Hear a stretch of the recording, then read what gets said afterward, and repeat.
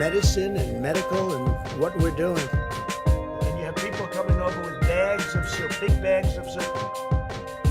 They're not allowed to be offensive, unfortunately. A lot of very bad things are happening in Nicaragua.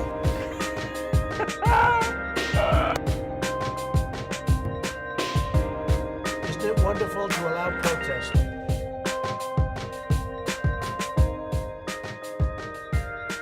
That's better than a brick because you can't throw a brick, it's too heavy. Captain's log. And you have people coming over with bags of soup, big bags of soup. 10 minutes, 15, 20 minutes later, they say, remember the first question? Not the first, but the 10th question? Soup for my family. Soup for my family.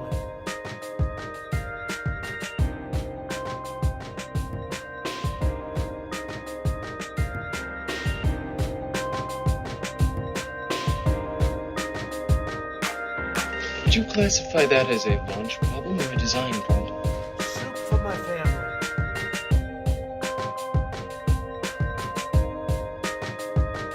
That was really cool, by the way. Bags of soup.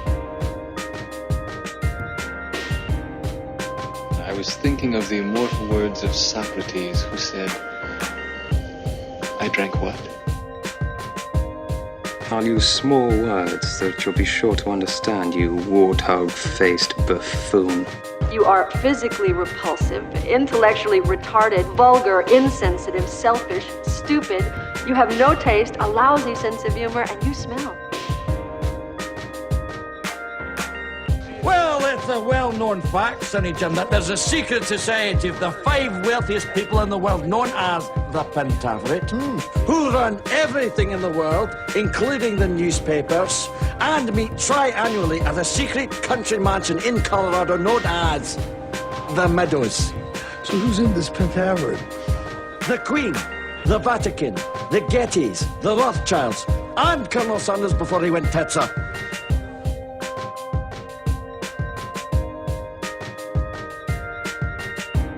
Let me put it this way, Mr. Raymer. The 9000 series is the most reliable computer ever made. No 9000 computer has ever made a mistake or distorted information. We are all, by any practical definition of the words, foolproof and incapable of error.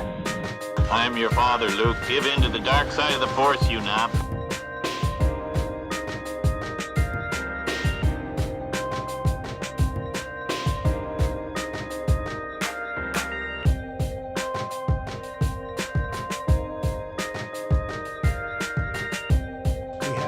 It's as wide as it can be.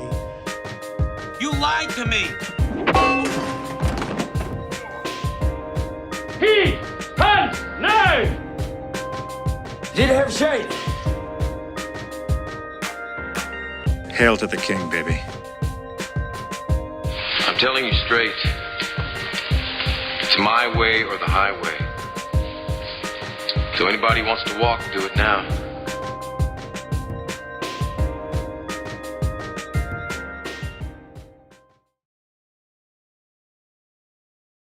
Check, check, check, check. 1. Okay, good. Hi, everybody. How are you? Crazy day. So, I don't want to go all QAnon on you guys, but there is clearly a conspiracy against me at this point, which is to flood the days when I have as little time as possible for the show with as much garbage as possible, so that it's just, the abundance. I can't deal with the abundance. So, my kid has his last ninja class of the summer tonight, so I have a hard out at 5:30 my time. So we're gonna crowbar. We're gonna go through this one like gangbusters.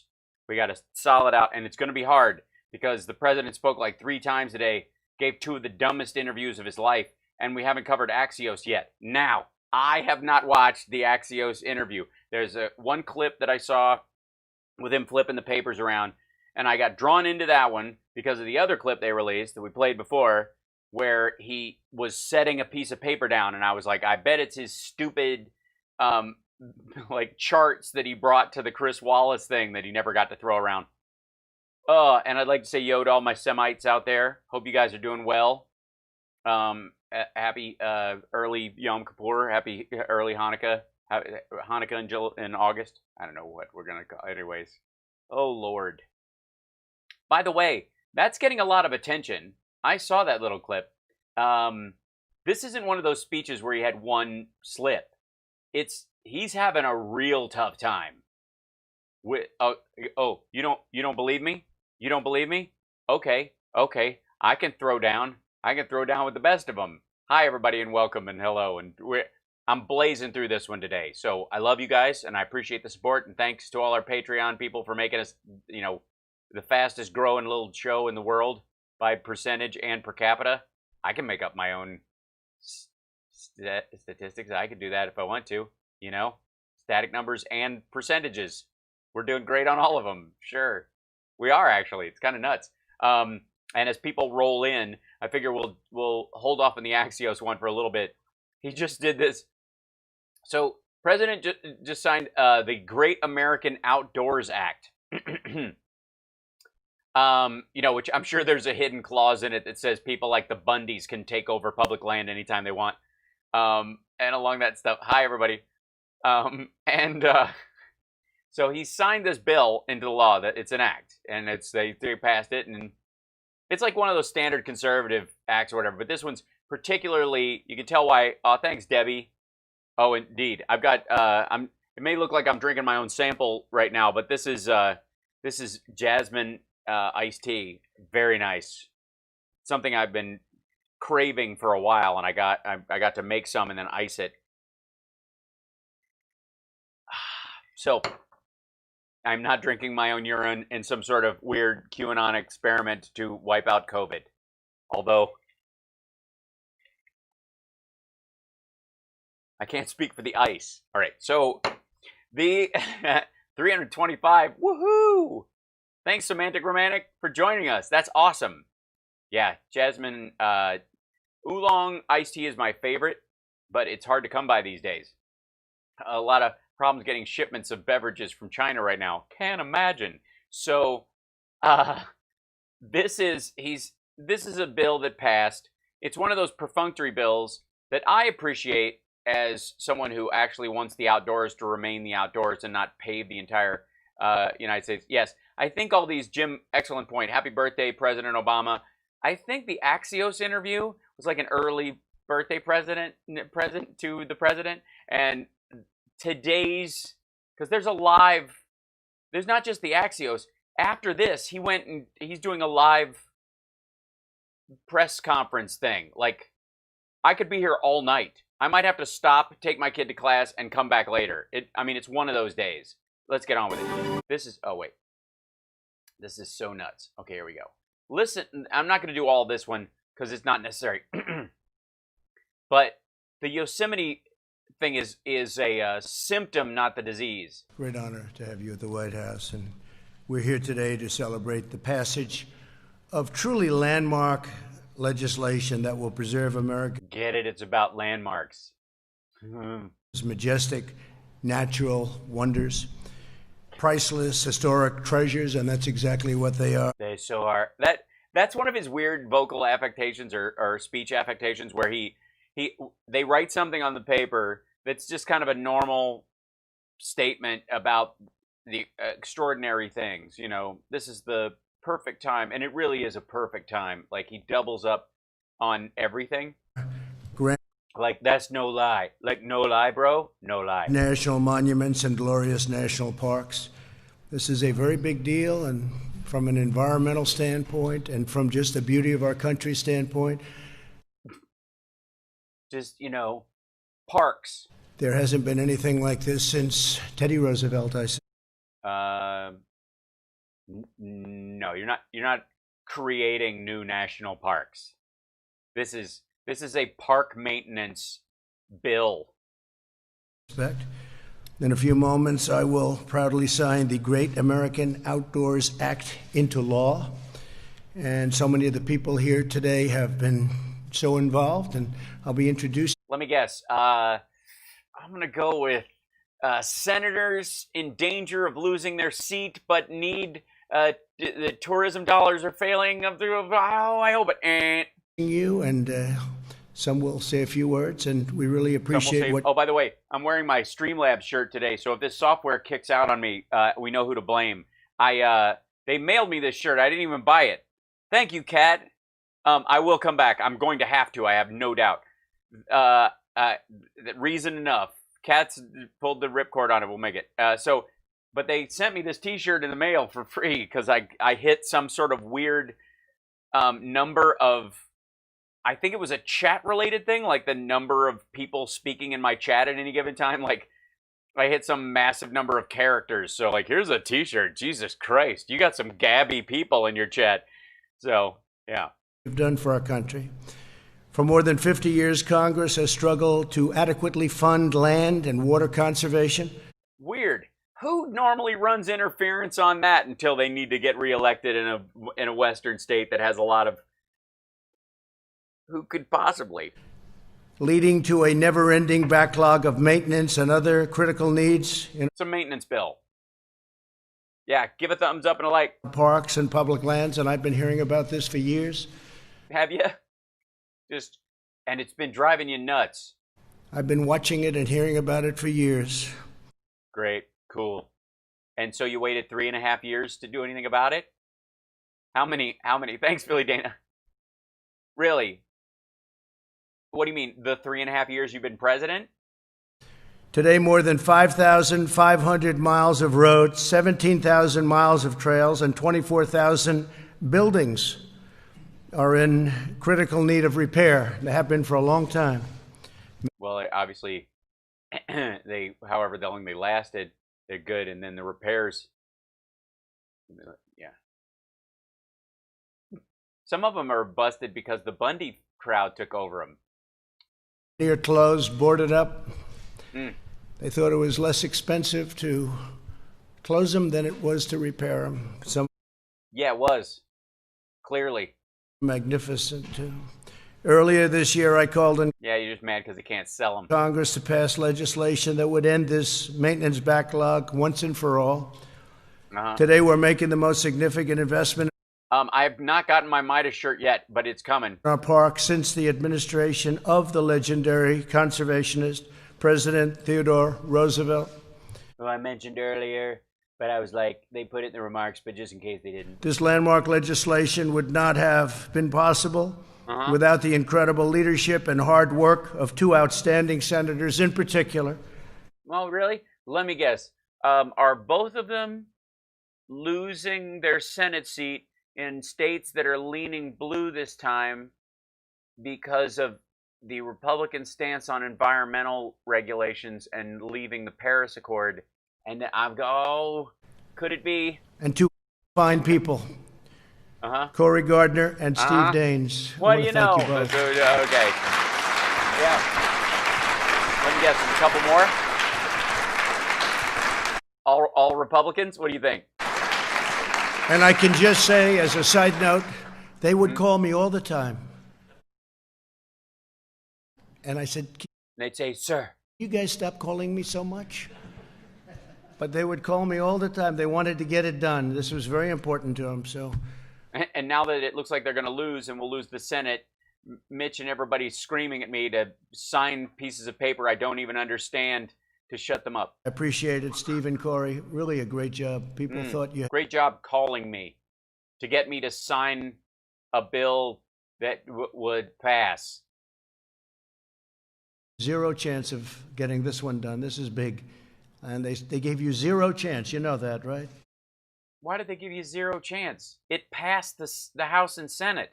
Don't waste your time on it, President. We have other things to do. It'd be great if we could get it, but it's never going to happen. Congratulations. Great job. Thank you. What did he... Are we supposed to believe he muscled Mitch about this particular bill? Yeah. You know what has zero chance, Semantic Romantic? John Lewis's Voting Rights Act until Biden's president. I also want to thank Senators Rob Portman, Lamar Alexander, Martha McSally. Martha? Oh, Martha. Has Martha gotten the plasma yet? Oh, I don't know. Martha? We're out of finger sandwiches. Oh, Martha. John Hoeven and Representatives Don Young, Jeff Fortenberry, and Tom Reed, and I think they're all here, right? Yes, hi, Rob. Good. Thank you. Thank you. Of course, they're all there for the signing the Great Outdoors American Outdoors Act. What better things do they have to do in the middle of a pandemic and the worst economic downturn since the Great Depression?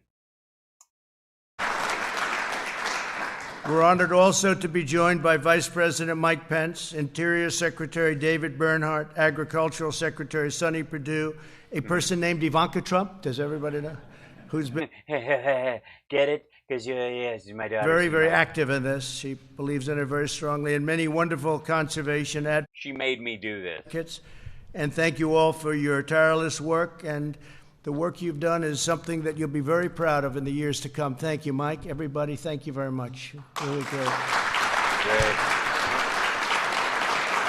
You blaze through this and get this crap over with. The Great American Outdoors Act provides $900 million a year in guaranteed funding for the Land and Water Conservation Fund so that all Americans can continue to enjoy our parks, wildlife refuges. I mean, you look at this, you look at what we do with our wildlife refuges. What? So that all Americans can continue to enjoy our parks, wildlife refuges. I mean, you look at this, you look at what we do with our wildlife, and it's really been incredible. That's got to be my favorite Tom Petty song is Don't Have to Live Like a Refugee. Don't have to live like a refugee. Don't have to live like refugees. All of the wildlife areas, the wildlife parks, historic battlefields, wildlife refuge? Yeah, something like that? National monuments and public lands. Additionally, this bill provides nearly $10 billion for long-delayed maintenance projects, repairs, and upgrades to make the national parks greater than they have ever been before. We think that's going to happen. Making the outdoors great again. The so that my sons can kill all the endangered animals. Legislation I'm signing today builds on my administration's unwavering commitment to conserving and the grandeur and the splendor of God's creation. Unless, of course, that's your grandmother and she gets COVID. Because, I mean, honestly, we got to get it open. We got to open things up. This is truly God's creation. Last year, I designated 1.3 million acres of public land as new wilderness. I ordered much and then I allowed drilling in Anwar. For active forest management to prevent catastrophic wildfires. I'm recommending they do that in California and other locations, and you'll see how quickly we're going to pass out rakes. The wildfires stop. And I signed the Save Our Seas Act to protect our environment from foreign nations that litter the oceans with garbage and pollution. Mm-hmm. The United States is among the cleanest air and water on earth. And stay out of Michigan and parts of Long Island and East Cleveland and, of course, most of Baltimore and West Virginia and the Appalachian Mountains and basically the entire Appalachian, Eastern Kentucky, Eastern Tennessee. Besides that, in the Panhandle, the cancer clusters in Mississippi and Alabama. But other than that, I mean, parts of Texas. But the areas where there actually is water. I mean, the nice thing is that no one in Death Valley has bad drinking water. They don't have any at all. They just get it from someplace else. My administration is working every day to keep it that way. We're at a level now. We have never been at this level in the modern age. I guess if you go back 100, 200 years, it was a little different story, a lot fewer people, but nothing even close in the modern age. We are proving that we can protect. Okay, let's just make up our own standard. Did Rand Paul write this? Did he give himself an award from the Conservation Community Society of my neighborhood? Thank you, Allison. Our treasured environment without bludgeoning our workers and crushing our businesses. These are our options. That's the options, folks. I mean, really. And we're standing up to international tribunals that punish Americans while allowing foreign nations to pollute with impunity. We have other nations, China, Russia, India, many other nations that are not doing the job they should be, and we do. No kidding. It. It's very costly. It costs our businesses a lot of money. It's probably not fair. We should be able to dump like they are. I mean, honestly, if he was signing his Dream Act right now, it would be the Let America Dump Again Act. And the impact is I don't know that he's on downers. I just think he ran out of, the mix was bad or something. It's smaller. It's minimal by comparison to what it could be. But we're working with other countries to try and get them to up their game. We believe Americans know best how to conserve this magnificent land that we love and cherish and adore.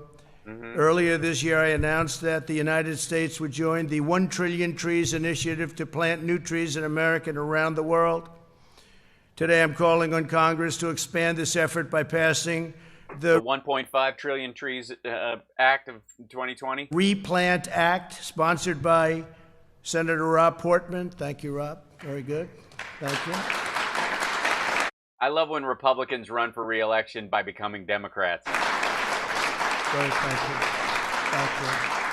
Fellas, we both. Yeah, they're like, they want to replant a bunch of loggable trees. Stand up, please.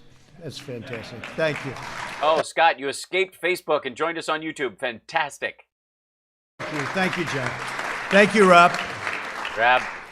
Which would quadruple the funding and for the restoration of What's up, Raphael, my Semite? national forests. This would quadruple the funding, create thousands of jobs, and help plant more than 1 billion trees in America and on American soil over the next 10 years. When you add all of this to what we did in Utah, if you remember that was a year and a half ago. But we did Bears Ears National Monument. When you add all of this to Bears Ears, I would say, and it got my attention when Steve and the whole group came up to my office. When you actually, both of you came up with a group. It's going to be a good story. Tell us, that's great. And they came in and they said something and you're like, that's good. It might be. And you said this would be bigger than Theodore Roosevelt. I said, do me a favor. You don't have to say that. Let's just say it will be the same or almost as good, because he was truly the great conservation president.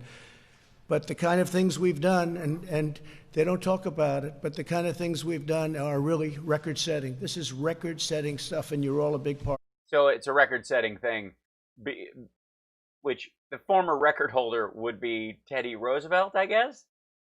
It's just as good or almost as good, but it's breaking the record that he would. So thank you, and thank you, Rob. Great job. To preserve America's brilliance for the next generation, we're also defending our national heritage. In June, he bailed out on heritage. That's weird. I signed an executive order requiring the Department of Justice to prosecute to the full extent allowed under law anyone who defaces our historic statues or monuments. Under my order, these criminals face 10 years in jail. Yeah, under the law, they face 10 years in jail. I love when he signs executive orders for laws that already exist. I mean, this is if there's any better example of him taking credit for stuff Obama did or his previous predecessors in the office did, it's that, more than anything else. 10 years in prison. And it was an incredible thing because I signed an executive order that the law as it stands is still the law as it stands. Having a lot of problems all over the country with people going around and knocking down monuments, some very beautiful monuments. And they were knocking them down with impunity, as they would say. And once I signed that, I haven't seen anything happen. It's amazing, David, the way it quieted down. No, those people who did that got arrested. And there weren't that many people doing that kind of stuff. And when they did it and they got busted, their friends now know they're going to jail, so they're not going to go out and do it. If there were 20 people and they caught 4 of them and the 4 go to jail and now they're going through trials, they know the other 16 people and they're like, holy shit, my buddy was one of the people over the thing. I'm not going anywhere near that stuff. Like, what? Why is this? And why are we talking about statues for the Great American Outdoors Act? Oh my God. Are we replacing? I've signed the act to replace over 1 billion trees with statues of Ulysses S. Grant. Right. Once I signed that, it was about 2 months ago now, and we haven't had that. There were 9 people doing it. All 9 of them got arrested, and all of a sudden, nobody wants to do it anymore. It's so weird. Having a march on Washington to knock down a lot of monuments, and I signed it before the march. We announced it at a news conference that you go to jail for 10 years if you knock down a monument, and the march to Washington never happened. It's almost like it never was going to happen.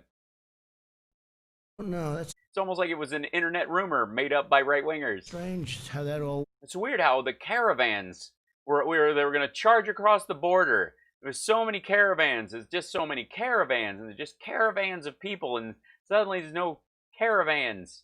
There were no caravans. There was just about 4 dozen people. Isn't it, though? Isn't that a beautiful thing? After decades of abandonment and neglect, we're once again taking care of America's historic sites, lush forests, towering mountains, windswept and beautiful windswept prairies and precious wetlands and wildlife. President Theodore Roosevelt was right when he called these exquisite resources the most glorious heritage a people ever received. President Roosevelt understood that our nation's untamed spirit of adventure... Basically, I'm like Roosevelt, except I don't wear glasses, so I'm better. Exploration and discovery is kindled in the great outdoors. It's the same spirit that calls settlers and pioneers to head west. Pioneers? Are those like arsonists? Pioneers? To brave the unknown and to carve out a new life on the wild frontier. The president understood and enshrined conservation at the heart of the Republican Party.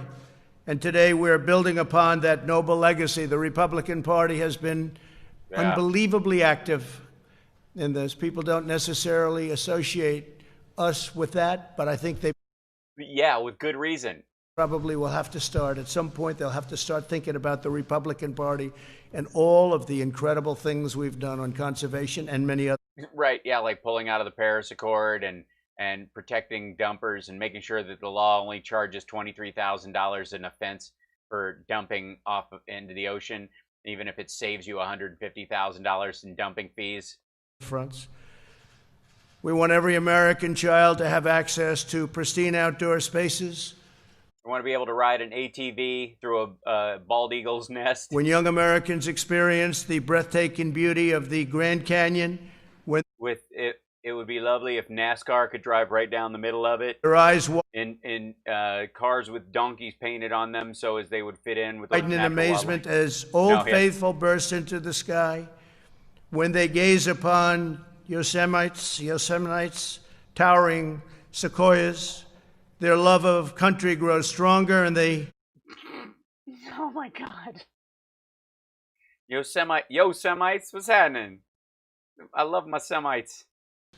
When young Americans experience the is he quoting Nick Cannon? Breathtaking beauty of the Grand Canyon, when their eyes widen in amazement as Old Faithful bursts into the sky, when they gaze upon Yosemite's towering sequoias, their love of country grows stronger, and they know that every American has true. I like the Vegas Yoseminites are great. They're towering monument to hockey. A duty to preserve this wondrous inheritance, and that's what this wondrous inheritance they're doing. Truly, a duty to preserve this wondrous inheritance. Inheritance. Okay. That's what they're doing, and that's what we're doing. We're preserving. The T wasn't that important in the word. We all know what it is. Preserving an incredible inheritance.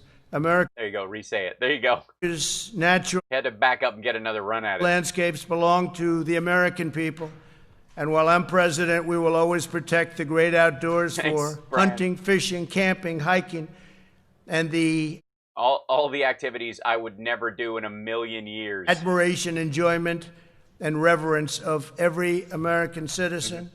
We will preserve the stunning beauty of the American and the Americas and this nation. This nation is a special nation. Oh my God, what did he miss there? What was that? And reverence of every American citizen. We will preserve the stunning beauty of the American and the Americas and this nation. This nation is a special nation. I was watching the other day NASA. What? And this Wait. will preserve the stunning beauty of the American and the Americas and this nation. This nation is a special nation. I was watching the other day NASA. Stunning beauty of the Americas? NASA was essentially closed down. And NASA was essentially closed down. Now I'm watching. Yeah, they're just busy sending rovers to Mars. Those rockets go up, and it's a beautiful thing to see. Over the weekend, we just saw the capsule and how professional, how brave they were, but how professional it was handled. Yeah, it was so professional. You know what I mean? Not this public servant bullshit. Not these, like, amateurs who actually care, like pro. You know what I mean? Like that suit and tie, no bullshit, worth a profit margin. Professionally, and it was really something to. Yeah, the old NASA of carousing and dicking around all the time. But we started up NASA again, and very soon we'll be going to Mars. And good luck. Have fun there. I think you'll blend right into the surface with the color of your face. We are, very importantly, we created the Space Force. Yes, we're going to go there and set up cannons? And NASA will be a big part of that. So that's defense. That's not going to Mars. That's defending our country.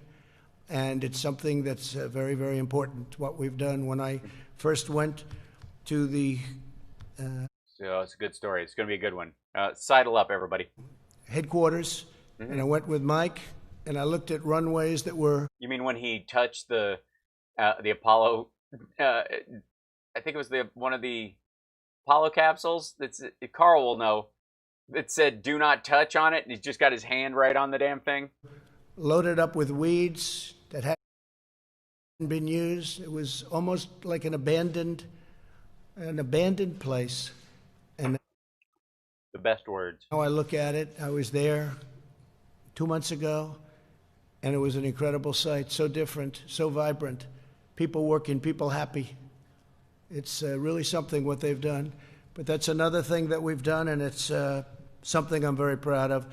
With that, I'd like to again congratulate everybody in this room. And how did his speech about like hiking, camping, outdoor monuments be mostly about the NASA launch and monuments being attacked and people going to jail for 10 years for tearing down a statue of Ulysses S. Grant? We're going to have a few people speak, and I'd like to start off with our great Vice President, Mike Pence. And Mike, if you'd say a few words, and then we're going to go to a couple of other folks, okay? Good. Thank you very much, Mike. Yeah,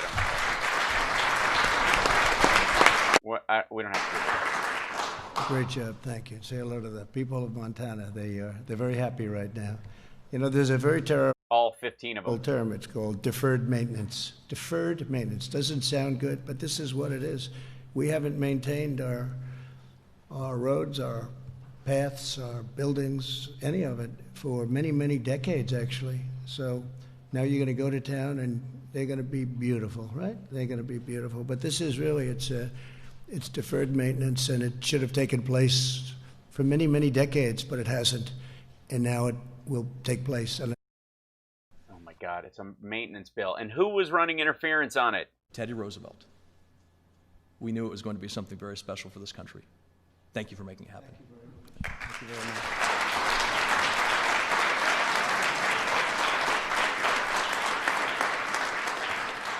That was a meeting that took place, and within about a minute, I was convinced, and I wasn't at all within a minute. So you listened to like all sides, or what you're saying? Convinced before I walked in, but when we saw what was going on and what could go on, and it only took a minute. 3.5 years into my presidency. You'll spend the money very wisely. Everybody in the room, you'll spend it very wisely, because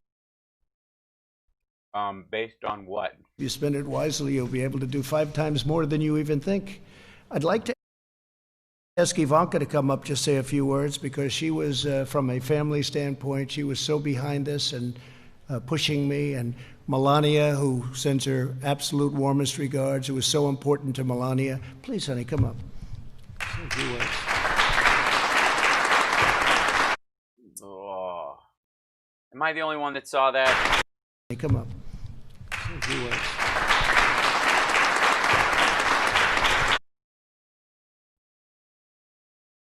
Was that a scan?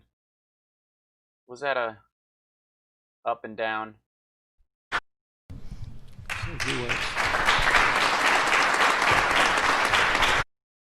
Ow. Why'd she have to walk past him like that? Why does he have to touch her on her way to the thing? What? Well, thank you, Mr. President, and I echo the sentiments conveyed by so many in this room. This is a day for great celebration. This is an Totally. Only 158,000 dead Americans. There's a giant explosion in Beirut, and untold numbers of people there dead. What, 50 so far for sure, but there's no way it's not a giant number. Just a beautiful day. Extraordinary piece of legislation. I'm going to wear my floral print because it's sort of an outdoors thing. That will... And then after this, the sign will all go have cake. ...be a great legacy for this administration. And yeah, now that you're not going to make it through another one, let's sign a bunch of shit that people have to put plaques up in your name so that we can salvage the brand on our way out the door. Most importantly, the country. We're grateful to everyone who worked on it. I think Theodore Roosevelt, who we see on this portrait behind, would be very proud to know that the first 100 years of conservation that his legislation ensured will be preserved for at least the next 100. So thank you. As long as there's enough oil in Anwar and we don't have to start drilling in the Grand Canyon. All the senators, members of Congress who have worked so hard. Mr. Vice President, thank you for your championing this and your advocacy. The natural beauty and majesty of our parks and public lands are more valuable now than ever, especially during the current pandemic when you mean as real estate? They offer respite for so many families and an ability to be outside safely and enjoy the great outdoors. So it's fitting that this moment comes to pass now. And thank you again, Mr. President, for ushering in this historic act. So thank you. Great job. Great job, honey. Thank you. And if I could, I'd like to ask Rob Portman to come up, and he was very special. I think you would both agree that he was really there behind the scenes and in front of the scenes helping us out. Rob, please. It's his state. This is his pork barrel. Why is anybody surprised at this? Wait, we're gonna...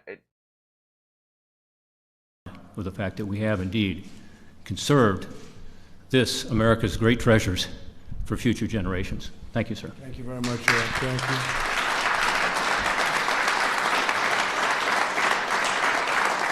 I'm going to say my piece. I don't want any pictures of me with the president. And I have to say that... Hi, new subscribers. Hi, Twitch people. Welcome. Thanks for sharing and recommending the show and passing us around. One of the things I said in the room... Yeah, respite? Yeah, I don't know. Respite? Yeah. Was, I can't believe previous administrations didn't do this. They did it in an ongoing fashion. States are responsible for some of the upkeep of the federal lands. They get a grant for doing this. They do. Republicans are the ones that run interference against this stuff.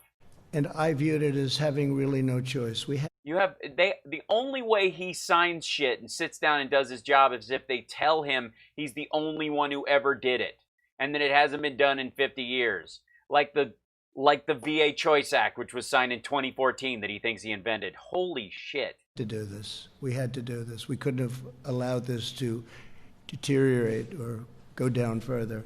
And now it'll be better than or even deteriorate. Ever before. That's what we want. Better than ever before. So congratulations to everybody. And now I will sign the Great American Outdoors Act. And it's going to be a real privilege. You're not going to veto it? Well, I mean, isn't that what this giant hand job is all about? I mean, look, I appreciate when you sign an act into law and it furthers funding and that kind of stuff, whatever. But this is one of those where you just sign it at the Oval Office and the news comes out that you signed it. Nobody pats themselves on the back for keeping our parks unless they're selling something, especially the Republican Party. This is a late game rebranding attempt. Thank you. And if we could have a few of you folks come on up. Yeah, screw social distancing. Thank you very much. Please stand up. Thank you. They just got a picture of Teddy out of storage.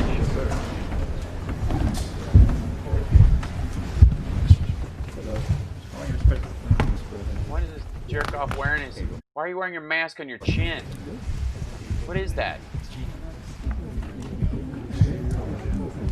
Lamar Alexander with his walking stick in case Trump gets distracted and he has to whack him with it. Sign the guy. Okay. Sign it. Let's see. D. See if I can... What did... Yeah, that's a big bill. I want to have that signature look very good. Thank you, guys.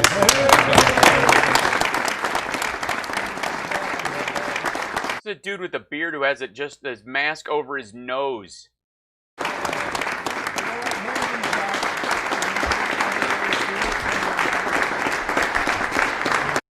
Lamar's a lumberjack and he's okay. He sleeps all night and he works all day. Hi, Mr. President. It's nice to meet you. I'm just here to be a super spreader.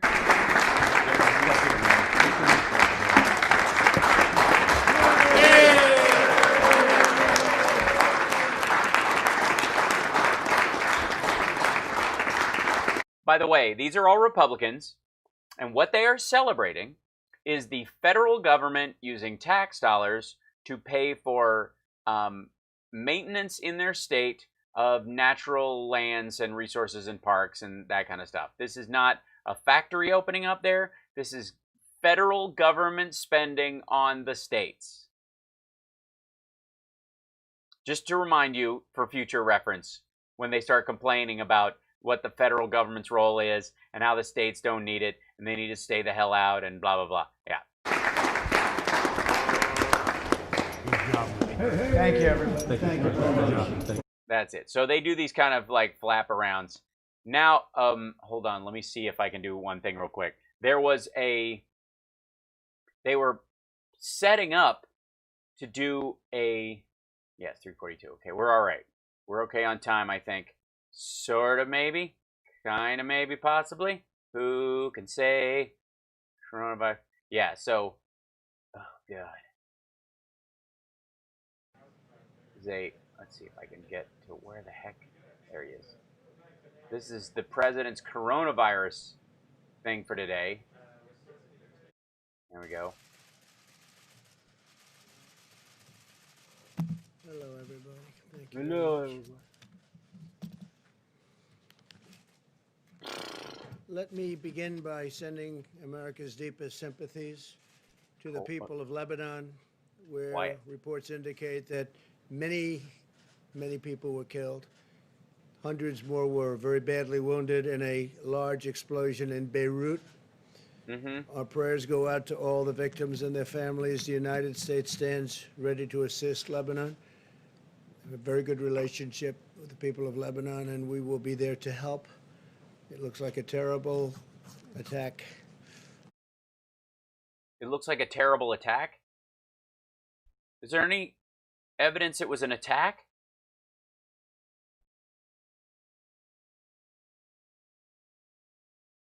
I also want to provide the... Is that what it was? Latest on tropical... Yeah, they don't know it was an attack. They didn't say it was an attack. They said it was... They were storing ammonium nitrate at the shipyard and it exploded. It was an accident. It looks like a terrible attack. What is that what they had to tell you to make you give a shit? Storm Isaias, approximately 600,000. Wait, which one? Out to all the victims and their families. The United States stands ready to assist Lebanon. We have a very good relationship with the people of Lebanon, and we will be there to help. It looks like a terrible attack. No, it doesn't. Looks like a terrible accident. I also want to provide the latest on tropical storm. We're going to wait and see if anyone who's really clumsy takes responsibility for the attack.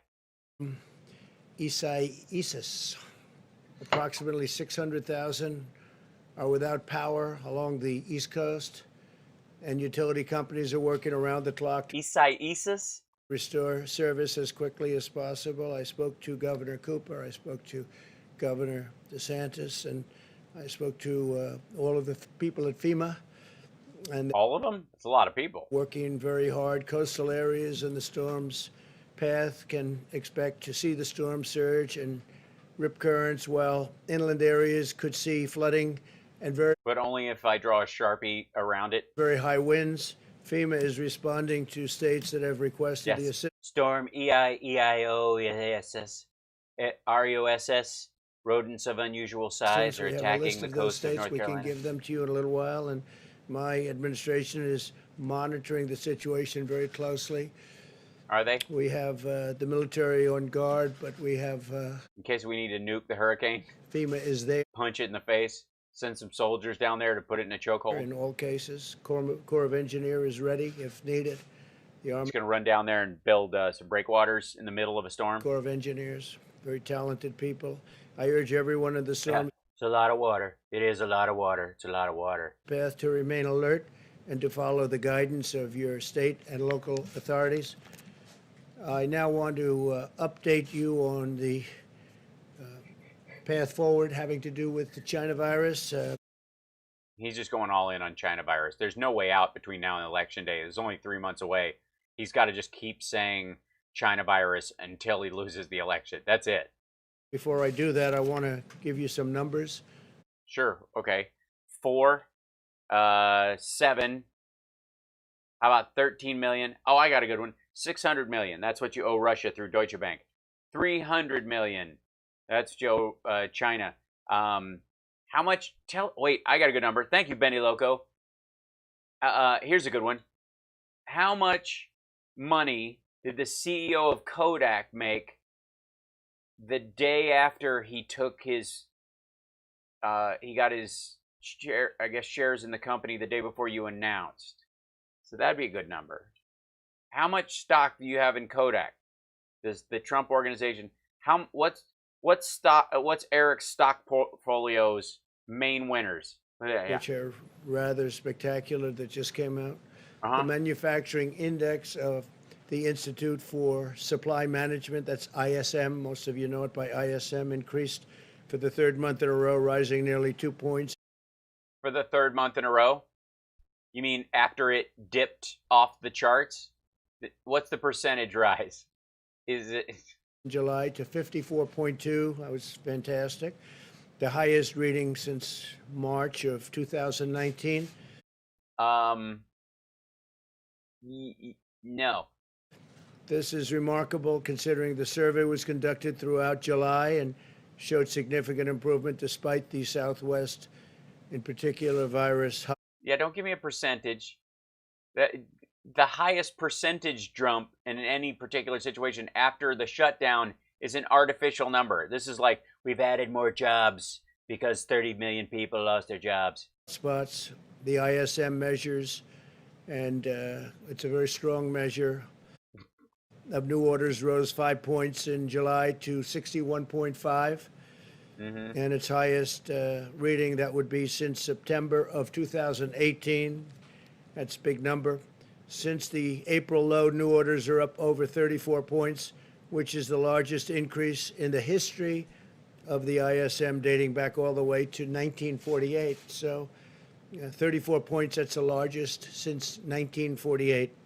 So 50 million people out of work, and 11 to 15% unemployment, and orders for manufacturing stuff are up during that time. I'm going to guess as a percentage based on how much they went down, not based on the baseline of 6 months before. What do you think the odds are of that? That he's playing the same fast and loose with these numbers that he played with the employment numbers? You think? Similarly, the ISM's measure of production is up 35 points from its April low. From its April low. Up 35 points from its April low. Okay. Let's see. Looking up the ISM. ISM, not ISN, that's a manufacturing index. There you go. And something to do. PMI at 54.2%. July 2020 manufacturing report on business. U.S. manufacturing expanded July for third straight month. Expands, right. PMI 54%. July manufacturing. Supplier deliveries investigated favor the PMI or the imports. Prices remain in expansion. U.S. manufacturers expand in July for third straight month after the contraction. Climbs to 15-month high, 54.2. The numbers, American manufacturers expand in July for the third month, which is, by the way, because we are buying stuff here and can't get it from overseas. That's exactly why. We're not taking shipments from China right now. So the Institute for Supply Management says its manufacturing index rose 54 to 50, from 52 in June, marking the largest high level in 15 months. Economists surveyed by MarketWatch forecast the index to total 53.6. The high level of the index is somewhat misleading, economists point out. Although readings over 50% indicate growth, the index doesn't measure the actual amount of production or tell how much it has improved. The survey basically asks executives if their businesses are doing better or worse compared to the prior month. Diffusion indexes like the ISM capture the rates of change of activity, not levels, and output remains depressed.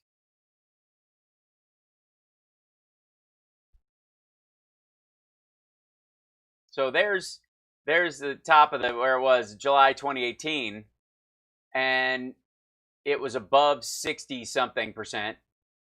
And in this month it was below 55. So, yeah.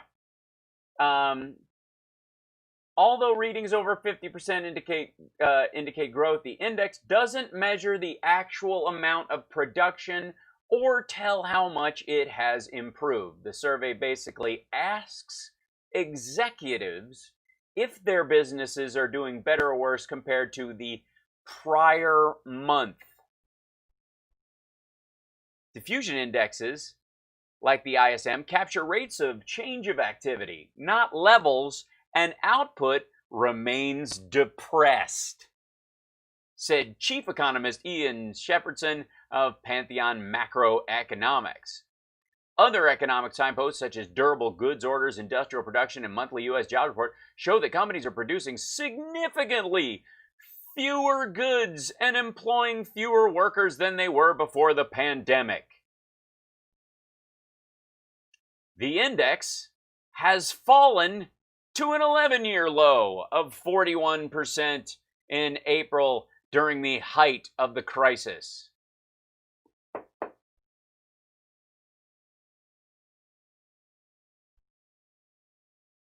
Economy, suffers titanic 32.9% plunge in second quarter, points to drawn-out recovery. Massive welfare economy. Federal aid prevents even steeper GDP collapse. So I'm gonna call bullshit. Just flat out goofy bullshit in this situation. Like claiming the ISM is some kind of a win because executives of manufacturing said, is it better now that some people are back at work? It's way better than nobody being at work. A reading of... I'm a Patreon, but that explanation of ISM index is worth a cup of coffee. Thank you, Adam. I mean, this isn't just... I'm telling you, people, we have a couple of rules here. One is, they give you the percentage, you want the actual number. If they give you the actual numbers, you want the percentage. You need to have both or you don't know the whole story. The other one is, read the third paragraph of every clickbait article you see before you pass it on. Because that's where the mitigatory details come in, where they're like, there's also a part of this that says it might not be true, and a lot of what I'm mentioning and what my premise is quite flawed, but blah, blah, blah, blah. That third paragraph is friggin' crucial. The other thing is, unless you see the 2 minutes before of a dramatic video you saw, you don't have the whole story. Be careful. There you go. 62.1, which is the largest 3-month gain in over 70 years. That's some number. Yeah, it's some number you pulled out of your baggy ass. These were somewhat surprising. No, they're not. No, they're not. Any situation where people are going back to work will look better than the time when everybody was shut down completely. What are you talking about? But I've been saying we're doing well, and that's not true, and you're full of shit. And this is like asking your buddies who are killing it in the stock market how the economy's doing for them. Go ask the 50 million people who are scrounging for work. Oh God, those numbers are really spectacular. Yeah, they're a spectacle. Automobile sales, likewise, are a key factor in the resurgence of manufacturing. Automobile sales? Please tell me how they're up by a percentage from when people couldn't leave the house. Low of 8.8 million units, with sales and all of the numbers that are going up stunningly. It's 65% increase since then to 14.5 million units, which is a massive number. For the year? 14 million cars sold in 2020? That sucks. Strength and great news is really for states like, in particular, Michigan and Ohio, South Carolina, Pennsylvania, very good, Florida, a little bit. Just let me list off some ones that I need for the Electoral College. These are great numbers, record-setting numbers. The strength in new cars. They are only record-setting because the hole was so deep. And you're measuring... It's like having a dick measuring contest, but you want to do it by laying on your back and measuring from your throat. This is basically... Car sales is also evident in the used car market, where soaring demand, literally soaring demand, is putting upward pressure on the used car prices. Used car. Nobody's buying new cars. Listen to this. Soaring pressure on... This is a leading indicator of the number of people buying used cars instead of new cars. Motor vehicle industry. Yeah, totally. That's what the motor vehicle industry wants. Who refers to that as the motor vehicle industry? That if they're selling cars, they're selling cars. Everybody's downsizing, you dick, because they know we're hunkering down for the long haul. The need to restock depleted shelves will further galvanize the factory sector, and we think very substantially based on the numbers. No. Why? Why would you need to build new cars? Because used cars are being sold hand over fist. People are selling their cars and buying cheaper or more fuel-efficient cars because they're expecting their jobs not to come back. We're very, very happy with these numbers, and I think most people are anywhere from surprised to shocked by these numbers. Yeah, I'm shocked that you actually think that this is more than... we're watching an old man try to catch a fart with his bare hands. In a very positive way. Economy-wide inventories crashed at a near $320 billion annualized rate last quarter. A crash in that case means a good thing, not a bad thing. That's the largest drop ever on record, ever. Home builder sentiment likewise is soaring, as our home sales sentiment is now higher than last year. Yeah, because people are moving out of bigger cities and downsizing and buying smaller houses.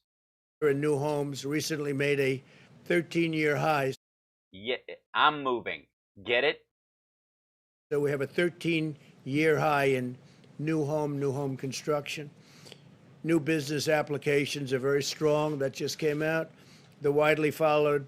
Yeah, because people's businesses collapsed, so they had to start a whole new business. Atlanta. And your buddies formed all these fake companies to get PPP. Fed GDP, and it's something that... Tell us GDP for the year already. They have just come out with now, forecasts the new data point and incorporates it into quarterly estimates. It looks like it's showing a 20% annualized growth in the current quarter. So 20% in the current quarter, we'll take that all day long. Let's see if... Wait a minute.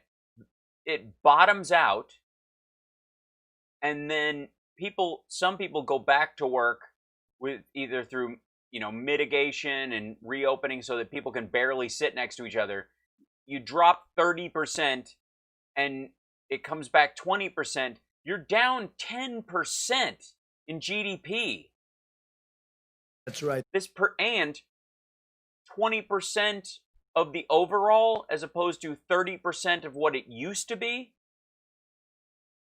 I mean, there's some algebra going on there that off the top of my head is a bit hard to fathom. But let's say I have 100, we lose 30% of it. So 30 out of that 100, right? So we've got 60, or we got 70 left over.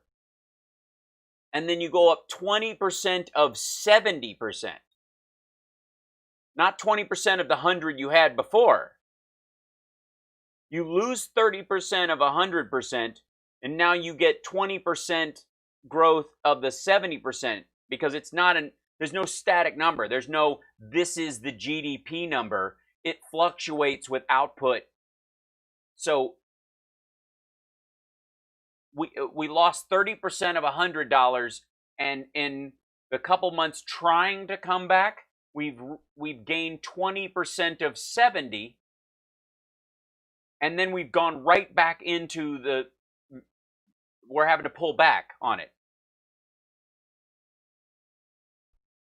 Look, I'm a comedian, and my grasp of math is strong enough to process this in my frigging head.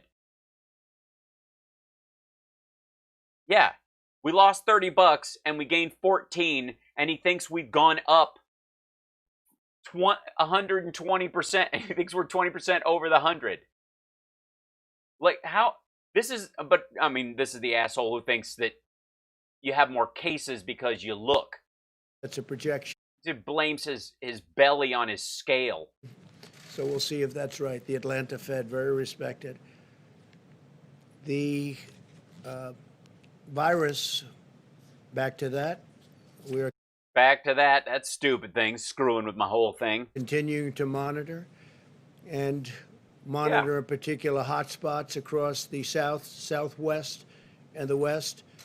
Oh, yeah. You mean all the places that you used to be winning in the elections hands down and are now realizing that if there's another emergency, you'll be as idiotic handling that one as you are this one, that you cannot be trusted to handle anything that is serious. If you can't skate on the success of those behind you or the people around you's desire to just stabilize their jobs and do them in at least achieve some level of function, you are a massive failure.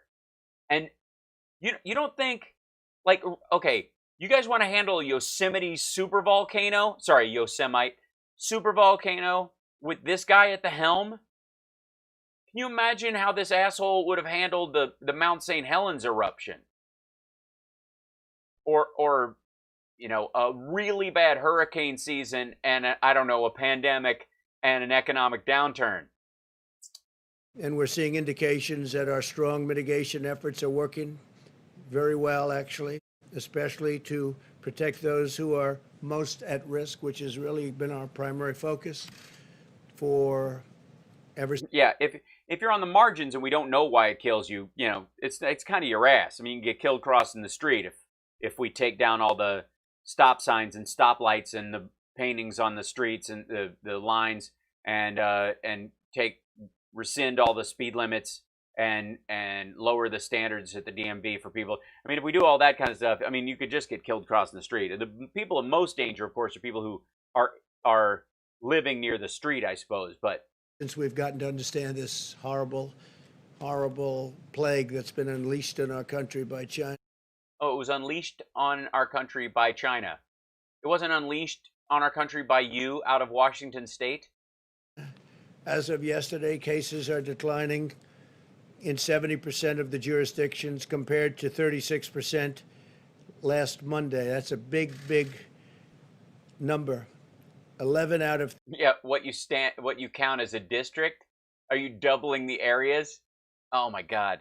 So basically they were using counties, now they're using towns, and there's like 2 or 3 towns in a county. And so, but if it's going down in the county overall, but it's going up in one of the cities, then it's, you know, one of the 3 cities. The other 2 cities with barely any people of them in them, that's going down. So statistically, it's going down, even though it's going up in that county. 13 states. Right. With the positive rate above 10% have seen a decline in daily cases since mid-July. In other states, the data suggests that the need for continuing vigilance always is strong, even though the numbers are getting very good. States that have a test positivity rate between 5 and 10%, and in the states with the lowest positivity rates, we also see slight increases in daily cases. And oh yeah, slight increases, kind of like an incline, you know, of a contagion that clearly are not above 1.5. A couple of them.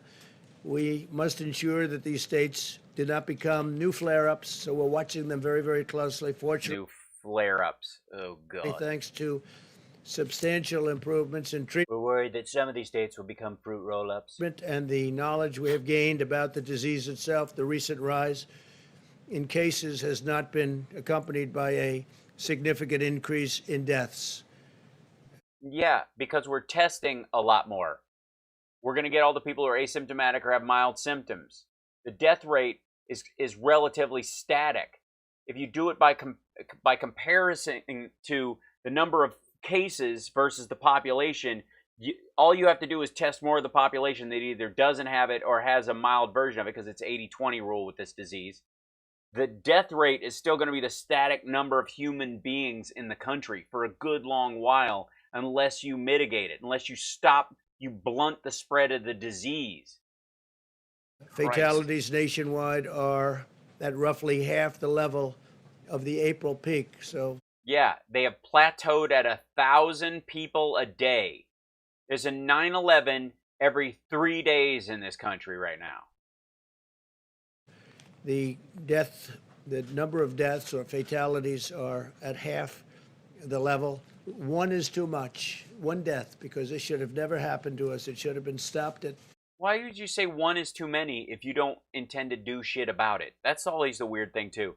1 is too many. Yeah, there was reason to agree that 1 death is too many if you were doing something to mitigate those deaths.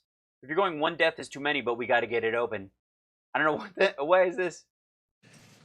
Very easily by Hi, Kat. China, in Wuhan. Welcome. Thanks to our. If they could have stopped it easily in China and Wuhan with 1.2 billion people, really 600 million, if they couldn't do it there, why couldn't you do it out of Washington State? Major advances in treatment. We've seen vast improvements in recovery rates across. Someone asked me about the 400 children who've contracted COVID at a Georgia camp. All age groups. Compared to April, mortality rates are 85% lower among individuals aged 18 to 69 and 70% lower among individuals over 70 years old. We've also made significant strides. Yeah, because of dexamethasone, remdesivir, and proning and not using ventilators. In sheltering those at highest risk, especially the elderly. You mean Florida voters? Approximately 85% of all current cases are individuals under the age of 65. Just getting some very accurate numbers on this. And these are people who are generally at a much lower risk of complications. Yeah, they don't die from it, but they live the rest of their lives with half a lung or kidney failure, or they get an ischemic stroke and have to spend the next year and a half learning how to write their name, or they have to write with the other hand because their arm stopped working, shit like that. Or their right foot goes all weird. Since the pandemic began, and they can't pronounce Yosemite. Nearly half of all fatalities have been at nursing homes or assisted living centers. That's an incredible statistic. Almost half. What about the other half? The other half have been ambulatory human beings, many of them healthcare workers. When you hear that number. Yeah, that I don't feel any better. Don't forget hydroxychloroquine. Oh, he's forgotten it. This data underscores that the best path forward is an aggressive strategy focused to lie about our statistics and numbers and make people have a false sense of security so we can get them back to business, so that the the third quarter lives up to what I said about it, so that I can claim right before the election that I've righted the economy, instead of recognizing this is a long-term threat and that it's going to take a long time to fix, and it'll be up to me or the next administration to set this train right, but we're going to do everything we can to save as many human lives as possible. You know, the easy part of leading in a situation like this. On protecting Americans at highest risk as Christ. we race toward the development of a vaccine. Yeah, the racing part. As we say in motorcycle riding, speed doesn't kill, hurried kills. We must continue to take extraordinary precautions to shield the elderly, and we're doing that. We're doing that at a level that we've never even dreamt possible, both with testing and with common sense. What? Yeah, we could never dream of common sense.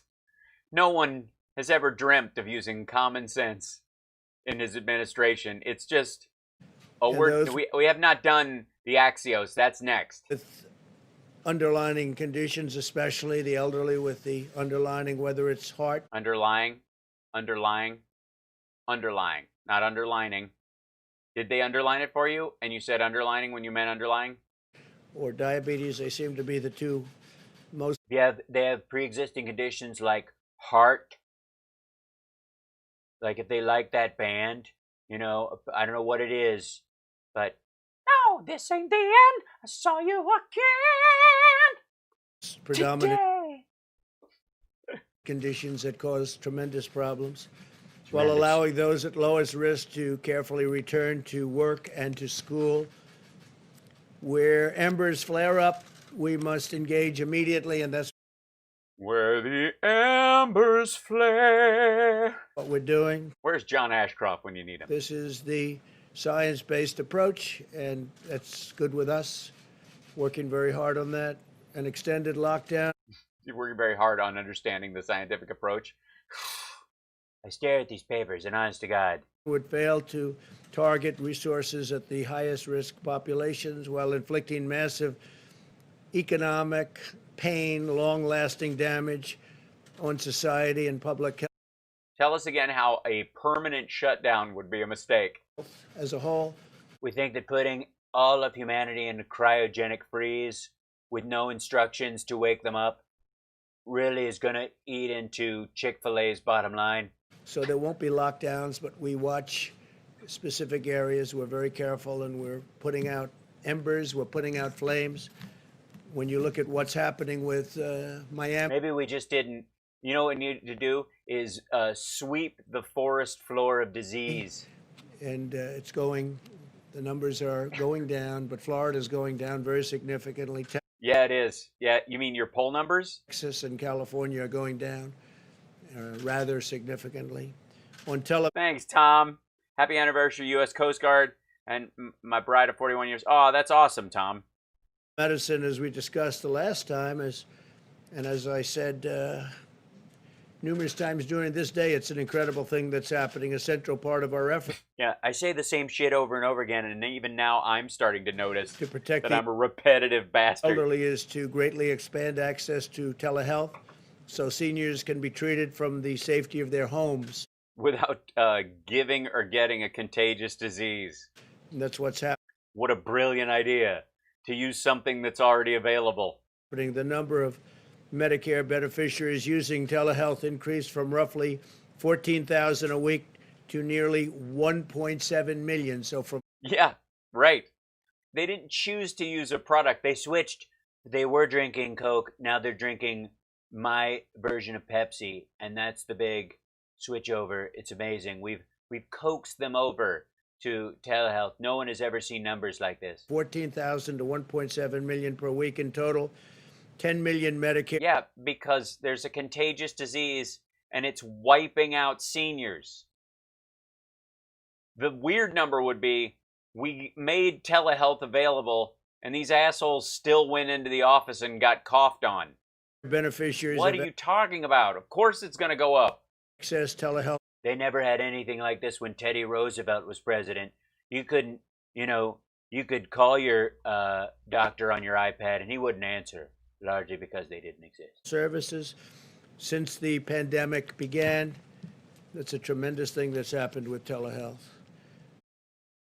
As we shelter those at high risk, we are also pouring every resource at our disposal into the development of therapies and vaccines. 2 vaccine candidates are currently in the final stage of clinical trials, Because we skipped the second trial, the second phase of the trial. with several more vaccine candidates entering phase 3.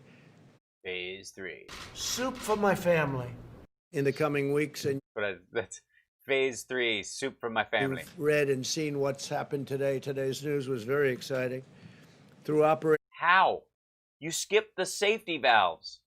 Like, why are we... Okay. Everybody who gets off of a sinking ship onto a lifeboat is... Probably their pulse is racing. Probably their adrenaline is up. Probably they're, they're happy to, on some bizarre level, although conflicted, getting into an emergency, any kind of situation. If you cling to a door, if you get in one of the lifeboats, if you're in an inflatable raft because they didn't have them left over, you get a life preserver. You're happy to have that because you don't want to die. It's not even he thinks it's like this joyous, they're very excited about, they're just jumping around, like spiking the ball, like everything is sports, everything is sales, everything, it's weird. Operation Warp Speed. We're also mass producing Operation Warp Speed. That's Captain's log. all of the most promising vaccine candidates, and we're determined to have a vaccine very quickly. We think we're going to have something very soon. Yeah, we'd like to have a good one that's safe, but quick, I guess, sure. We have great... I would like one that works and doesn't cause more harm than good, and that doesn't murder people or give them any kind of secondary infections or break down their immune system and, that kind of stuff. But quick, sure. What, quick? Quick. Companies. Really. These are among the greatest companies in the world. But right now, they don't like me so much because I'm forcing them to drop drug prices, prescription drug prices. Medicine and medical and what we're doing is very massively. Some of these companies are involved in that. Some of them aren't. So why? We're having a tremendous... You'll see a tremendous drop in price. We're using favored nations. We're using the rebates. We're using everything. So long. Is there a list of little buzzwords on your piece of paper? I've heard about how wealthy the middlemen are. They call them the middlemen. And they are very wealthy. Nobody even knows who they are. But yes, they do. They know exactly who they are. The money just doesn't disappear in the middle. What are you talking about? These are either companies or pharmacies that store the drug, so they take it. The pharmaceutical companies get it off their shelves and have it sit there, and then it gets distributed. And the people who are distributing it, if they don't sell enough of it, they don't want it just sitting in their pharmacies at CVS. So in the middle, these guys are like, all right, I'll take it. And then if you guys need it, I'll sell it to you at an agreed price. If you guys, because you guys need to get rid of it, I'll negotiate a price. I'll take my profit out of that middle zone. And then if there's no call for this drug in this country, I'll send it to other countries that need extra or are willing to buy it. How is this, honest to God, how is this hard to figure out? This shit happens all the time. Farmers do this shit with people. This is like preserving, this is how pickling started. These guys are the people in the middle who go, all right, you're going to throw it out or sell it really cheap, and I know they're going to want it day after tomorrow, but you need to get rid of it today, so I'll hang on to it, and I'll be responsible for storing it and pay those fees, knowing that I can sell enough of it, and if I can't sell enough of it here, I'll find other distribution. That'll be on me.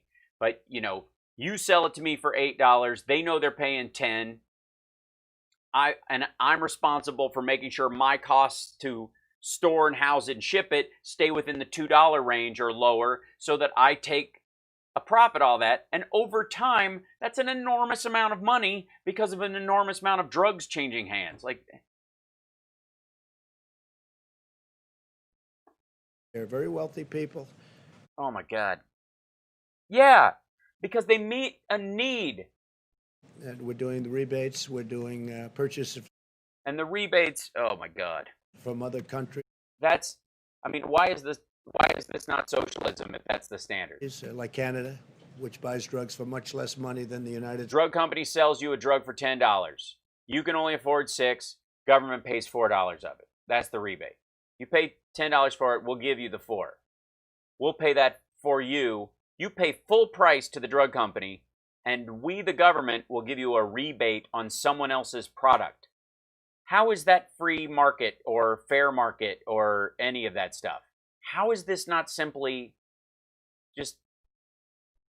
States is allowed to under a If Democrats suggested this, Republicans would flip out. very bad system. I don't call it archaic, I call it bad because... Okay, sure.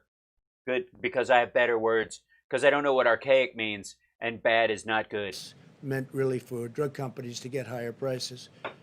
But under the system of matching that we have... Wait a minute, what? What? If Germany has a pill for 10 cents and ours is $2... Wait, back up. Archaic, I call it bad. A very bad system. I don't call it archaic, I call it bad because it's meant really for drug companies to get higher prices. But under... Which is bad. So companies shouldn't get higher prices that they can afford. Look, I'm all for driving down drug prices, but you're basically just pushing for a Democratic bill. The system that has been floundering in the House and Mitch McConnell won't bring up for a vote. Yesterday he was like, all these people are calling me and telling me, oh my God, you can't do this. They're all Republicans. That we have, if Germany has a pill for 10 cents and ours is $2, we're allowed to say we want favored nations and we want the pill for the same. The same as the lowest country in the world. If they sell to one country lower than anybody else, that's the price we're going to get. Drug companies aren't too happy about that. Uh-huh. Which party has been preventing that for 2 decades? Pharma. Who fought it in the ACA? We've also dramatically accelerated the availability of plasma therapies. Ew, plasma. Ew. There's Martha McSally now. Steroid treatments, antivirals, and other therapies to treat the illness. Today, the NIH, very exciting, announced that they're beginning the trial of 2 new antibody treatments, which will take place in 40 cities across the country. We're going to move very quickly. Results look very good already, incredible results. More than 230 clinical trials for potential treatments are underway, and we've secured 500,000 courses of treatment for Remdesivir of 500,000 courses of treatment, which is what, 2,900 cases at $2,500 a piece, and a course of treatment. Okay. Remdesivir. Run that by me again. Courses of treatment. How many?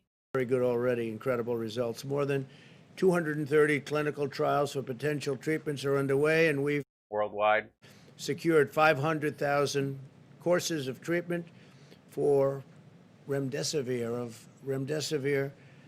We're really doing a job with it, and it's helping a lot of people. That's why you see the fatalities and mortality numbers looking very good. We have 500,000 courses of treatment of Remdesivir from 2,900 cases that in Florida alone was 146 courses of treatment. That much doesn't exist in the world. He must talk about how many we're going to order over the next 3 years. Relatively speaking. We haven't secured them. But that's for American hospitals through the month of September. So we have Remdesivir at a very high level for hospitals through the month of September. That's big news. Yeah. That's where we bought up all the Remdesivir in the world? Okay. The United States also is far and away the most robust testing capacity in the world. Testing has been incredible, what we've been able to do. Nobody's even... The course of treatment, all 3 doses or just 1 dose? I don't think he's saying. I think they're lying about that. Because there wasn't that much. That was the complaint. Close. Since March 12th, we've increased daily testing by 32,000%. How's that? 32,000%. Somebody would say that must be a typo. It's not a typo. No, it's easy to say. I mean, I've increased my minutes viewed on the internet by 36,000%? Yeah. 2,000%. In the last month and a half?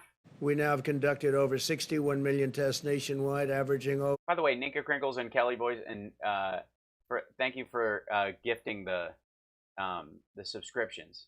Awesome. For 820,000 tests per day and nearly 5 million tests per week. And now that we're understanding the virus, Rob, I know it sounds like the same shit over and over again, especially this muted, dry-voiced, sad sack tone. If all this was true, wouldn't you be excited about this? We have 500,000 doses, courses, not just doses, which is the problem. Courses, that's what he's saying, through September of Remdesivir, which lowers the fatality rate along with dexamethasone and beta interferon. With those three things, we can save most people, in theory, from who get this in a severe sense. There may be some, others that we can't just stop it on. But for the most of the time, the people that are hospitalized or are close to death but can survive, those folks might be able to be brought back with remdesivir and dexamethasone and beta interferon. If we had enough, like he's saying, you would be very excited that we have that much between now and September. That is the treatment thing. But the problem is, there's no way we know that it works with everybody, that it's hit and miss still. And secondly, I don't think that number is, he's lying about the number. They're taking the course and the dose and making them the same number. Understanding. Thank you, Amy. Very much what we're doing with respect to who it affects, who it's destroying, and who gets away with it, like young people. Who gets away with it? Like these kids, they're getting away with it. That kid ran off with my COVID. Come back here, you scalawag. Very young people. We'll be having some interesting statements having to do with testing and focus testing. I call it focus testing.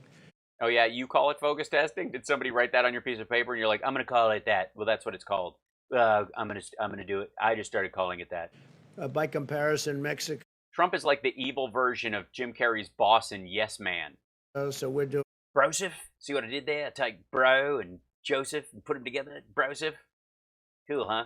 Very cool, Norm.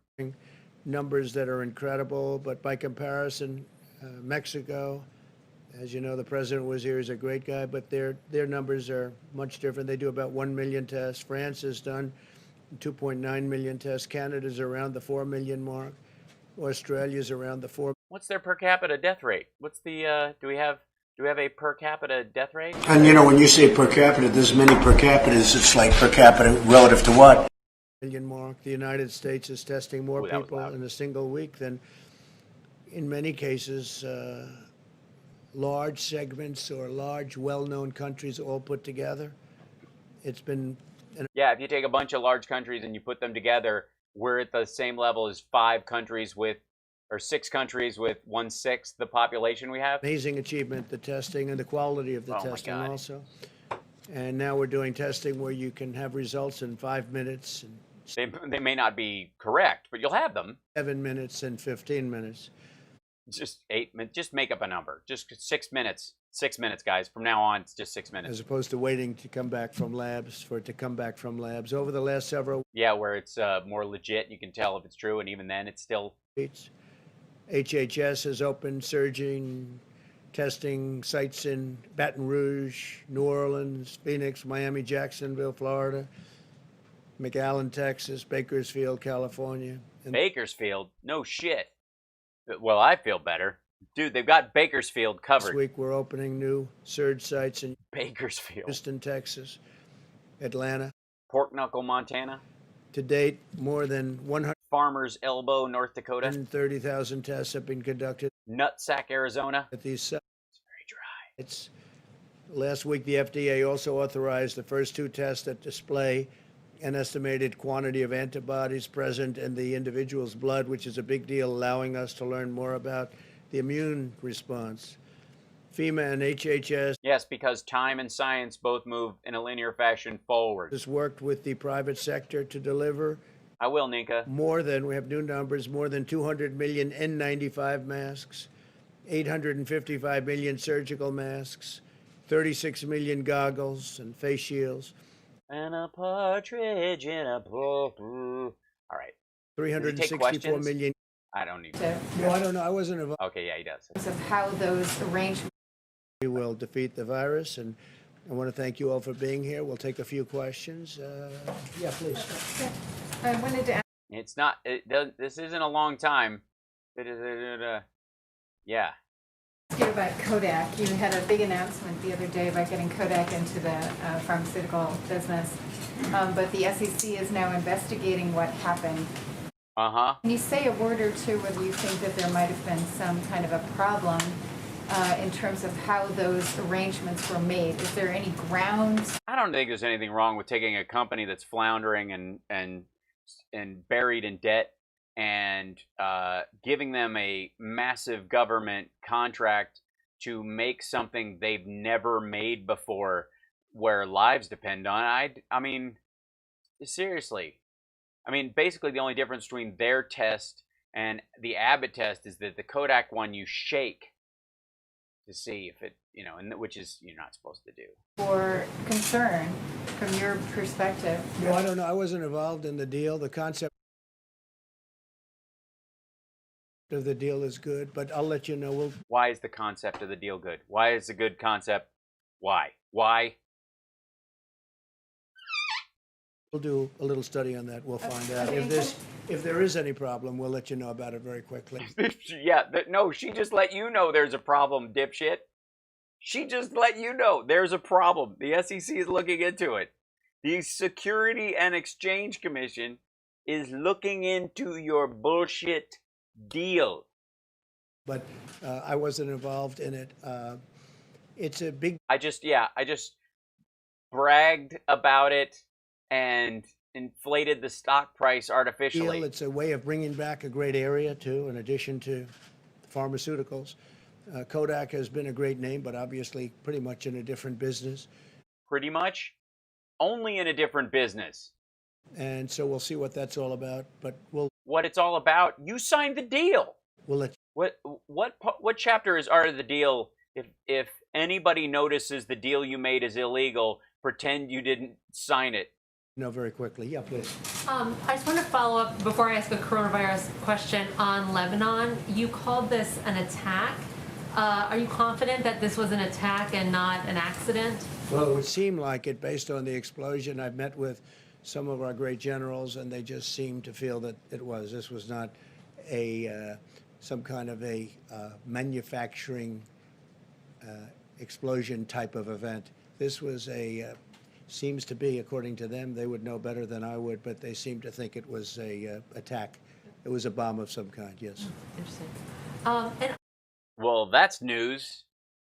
On coronavirus, you've talked a lot about, when you talk about the mortality rate, the deaths as a proportion of cases, which I understand that is significant when you look at how deadly the virus is. Especially when you are trying to mitigate the number of cases by not letting people test. Or how good a country does at keeping people alive who get infected. But when you're talking about the scope of this virus, when you look at the percentage of the population that's died, there's only 3 countries that have more deaths than the U.S.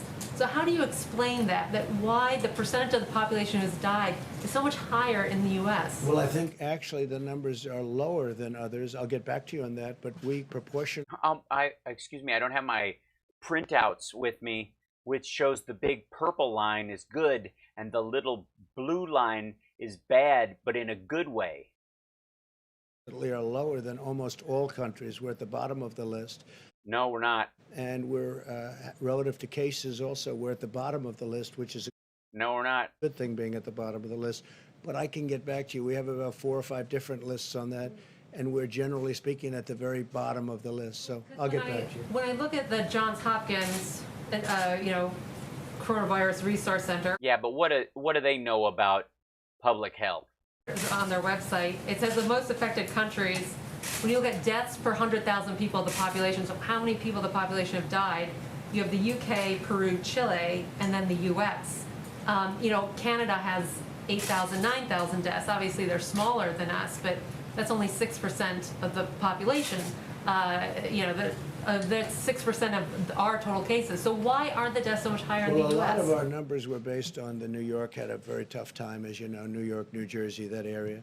No, it's based on the fact that we're losing 1,000 a day. And when you Still. take them out, just as an example, take a look at Florida relative to New York.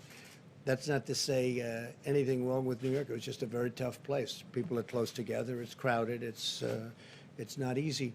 But when you take that out, our numbers are among the lowest. And even with it in, If you don't count New Yorkers as Americans. Get back to you, but we have among the lowest numbers. They've done a fantastic job on it. Yeah. They. Yes, Mr. President. I would like to ask a question about the election, but one thing on unemployment first. Are you considering taking executive action to extend or rather reinstate the unemployment benefits that expired last week if Congress can't get a deal by the end of the week? Yes. And as a general point, what rate then would you want in there? A percentage or flat rate? We are looking at it. We're also looking at various other things that I'm allowed to do under the system, and such as the payroll tax suspension. No. And so we're allowed to do things. You can't do that. You can't sign an executive order suspending the payroll tax. Talking with the Democrats, they seem to be much more interested in solving the problems of some of the Democrat-run states and cities that have... You mean the highest population areas in the entire country and the economic engine that our country runs on? Suffered greatly through... But, you know, they're not going to vote for me. Bad management. I mean, really bad management. So that seems to be where they're looking for $1 trillion to help out with cities that are run by Democrats, in some case radical left Democrats, that have not done a good job. I appreciate today the Wall Street Journal said very... I think Eric Garcetti's a radical left Democrat. Things that we did a great job in Portland by having our people go in Homeland Security. And an even better job of having them leave. Ed Wolf and the folks, we went into Portland, and we've done a great job, and they had that in an editorial that we really want. Okay, this is going to be the same bullshit over and over again, and I've got a hard out at 5:30 my time, and I don't want to miss out on this baby. Ooh, it's much louder than the other stuff. Good stuff. President Donald J. Trump, an Indian. Oh, it's good stuff.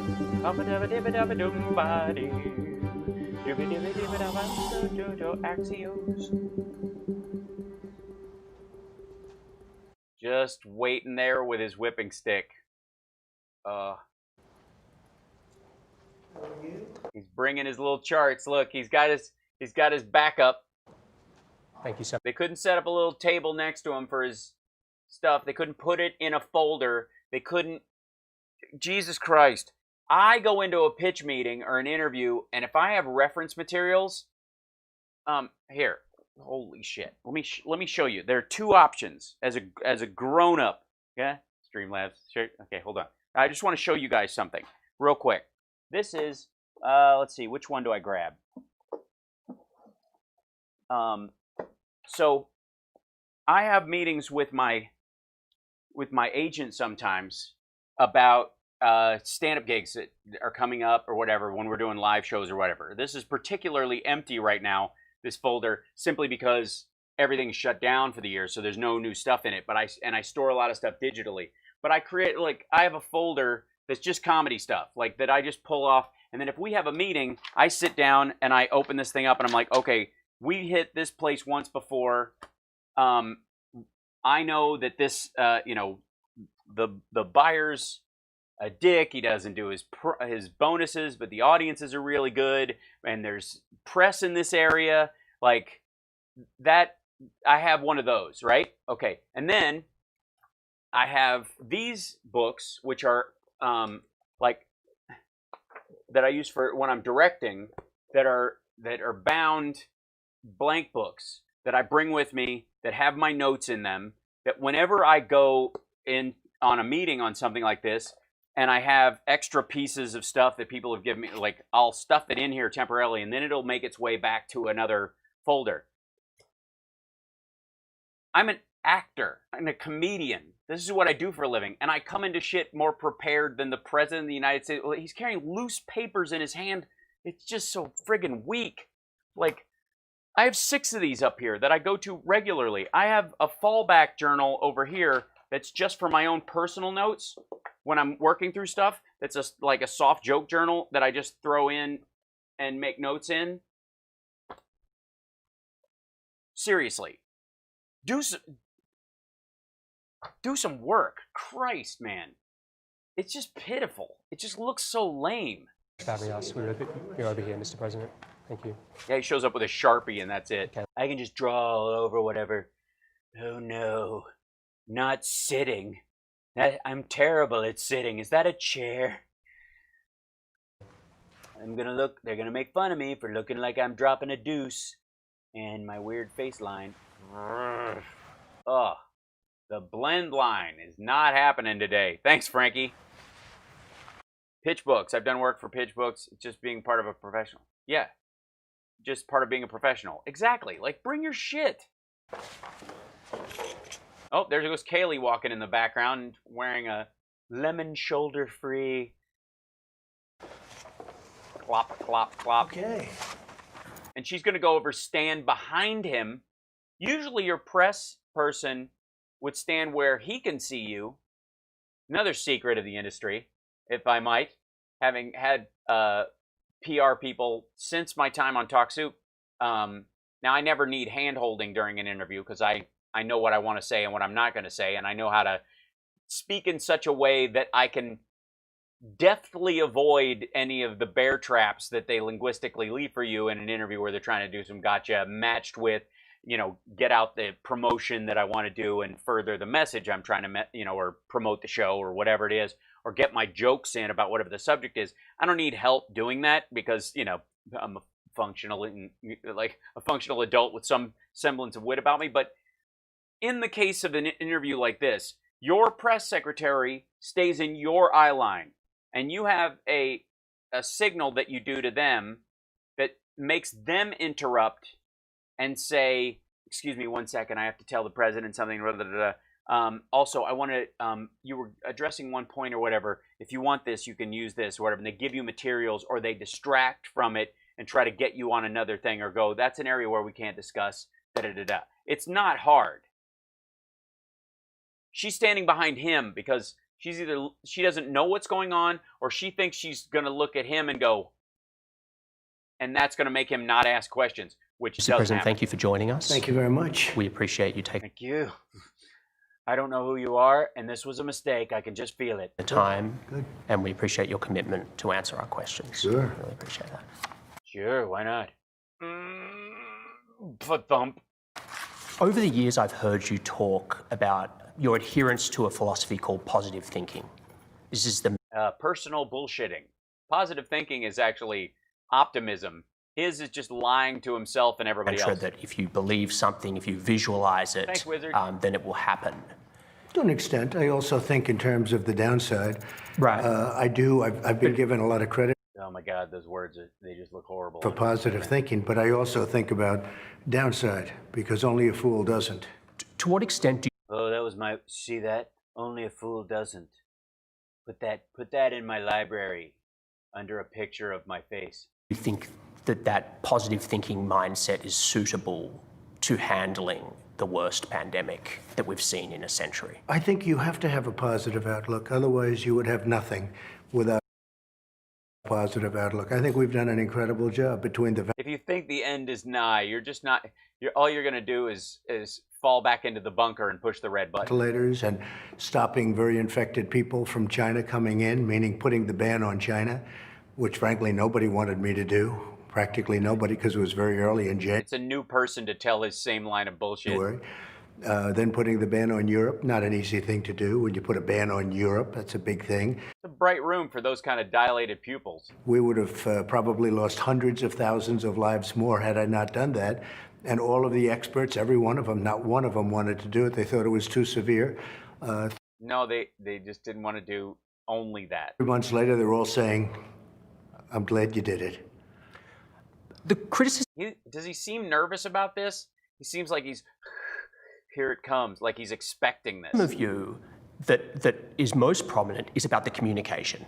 It's the public health experts saying that it needs to be based in reality. And they're saying that the wishful thinking and the salesmanship is just not suitable at a time when a pandemic has killed 145,000 Americans. Thanks, Scooter. Hi. And it's that I understand what I'm trying to, you know, I crowbar the facts in where I can. you're saying, that people need to hear positive thinking. But, you know, Thanks, for the DJ past Dennis. 5 months, it's been the virus is totally under control, and the cases have been going up and the deaths have been going up. Look. But you've been saying it's under control. Nobody knew what this thing was all about. This has never happened before. The Chinese were locking people into their apartments and snatching them off the street and putting them in cells. They were feeding them through flaps in a wall between two sheets of glass. Nobody knew. It's an invisible enemy. 1917, but it was a totally different. Ribbit. It was a flu in that case, okay? But it was a flu. Other than 1917, there's never been anything like this. 18. Christ, man. By the way, if you watch the fake news on television, they don't even talk about it. But you know, there are 188 other countries right now that are suffering, some proportionately far greater than we are, okay? Yeah, but you're not the president, and they don't have any control over that. They're tracing a worldwide pandemic. As we Very are, few. Some proportionately greater than we are. 3. Right now, Spain is having a big spike. There are tremendous problems in the world. You look at Moscow, look at what's going on with Moscow, look at Brazil, look at these countries, what's going on. This was sent to us by China. Yeah, and they know how to solve it, and those are the countries who they agree with you about how to deal with it, and they're having a really shitty time. What's the main common denominator in all these countries? Leaders who think the virus is bullshit and won't tell people to wear masks. That's it. One way or the other. And Spain had 0 deaths yesterday. Good point. And we're never going to forget it. Believe me, we're never going to forget it. Forget what? I've already forgotten it. I don't even know what it was. What were we talking about? And we were beating China at every single point. We were beating them on trade. We were making progress like nobody's ever made progress. They had, before the pandemic, they had the worst year, Jonathan, that they've had in 67 years. You know that, with the tariffs and everything else I did. We were taking in billions of... They had 700 million pigs they had to slaughter because of an infection over there. Dollars. I was giving some of it to the farmers. The farmers were doing well because I was targeting... Because we were paying them $65 billion for $50 billion worth of goods that China was supposed to buy. We're targeting the farmers. I was... And there's still more farm bankruptcies under your administration than any in history. So clearly somebody's getting rich on this agribusiness stuff, and it's not family farms. Targeting China. We were doing good. Then all of a sudden the game changed, and I had to close it down. I closed down the greatest economy ever in history. And then I closed it down, and now we're opening it. And we saved, by the way, by closing it down, we saved millions of lives. If we would have... Then you're opening it again. When we had 15 cases and he closes it down, he wants credit for saving millions of lives. Now we got millions of cases and he wants to open it again. What? On the herd, and we knew very little about the disease. If we would have gone herd, we would have lost millions of people. You are going herd right now. That's the idea. That's what do you think all these Trump parties are about? Millions of people. One person's too much. We're at 140,000 people. 50. One person is too much. We're at 140. We would have lost millions. We're over 150 something because he did this last Friday. People, and those people that really understand it, they really understand it. They said it's incredible the job that we've done. And again, I bring it up. Who says that? The ban Who says banning that? China from coming in. But it was already in here. By the time it was already here. Like by the time you banned China, it came in through Europe. Nobody. Yeah. Anybody who wants to throw around that the Democrats are somehow aligned and there's a Pizzagate thing going on, understand this dude has 3 pedophiles on speed dial. To the extent nobody knew how contagious it was. But the question is, Mr. President, maybe China knew. By June, we knew things were bad. And you know, the last time I was with you was the day before your Tulsa rally. Hey, Carly, thanks. In the Oval. And, you know, you were saying big, huge crowd, it was indoors. By the way, these people, they listen to you. Excuse me, Jonathan. Yeah. We had a 19,000 seat stadium. First of all, we had 12,000 people, not 6,000. Nah, you had 6. You reported, another people reported. Just because you're seeing double because of your benzodiazepines does not mean there were 12,000 people. But you couldn't even get in. It was like an armed camp. Why would you have wanted that? 120 Black Lives Matter people. I understand, but why would you have wanted a huge... 120 Black Lives Matter people there, keeping out 12,000 maggots. I mean, excuse me, wait. And Tulsa, well, because that area was a very good area at the time. It was an area that was pretty much a very good area. There weren't any cases there, so we thought we'd have a big rally there and bring cases in from all over.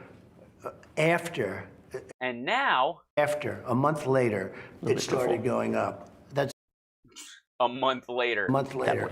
But Tulsa was... 2 weeks. Very good. Oklahoma was doing very well as a state. It was almost free. It spiked a month later, month and a half, 2 months later, but it was a good area.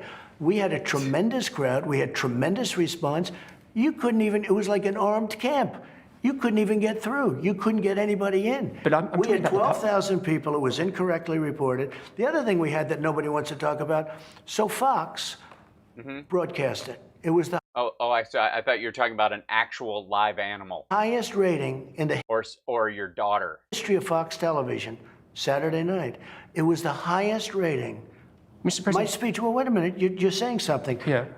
Yeah, nobody gives a shit about your ratings. We know your followers are morons. One of the reasons why it had high ratings is because these people would follow you anywhere, but those are the ones who know they will die. Speech was the highest rated speech. Nobody showed up in Tulsa because he got effed over by TikTokers and K-pop fans. That and nobody wanted to come. I mean, really.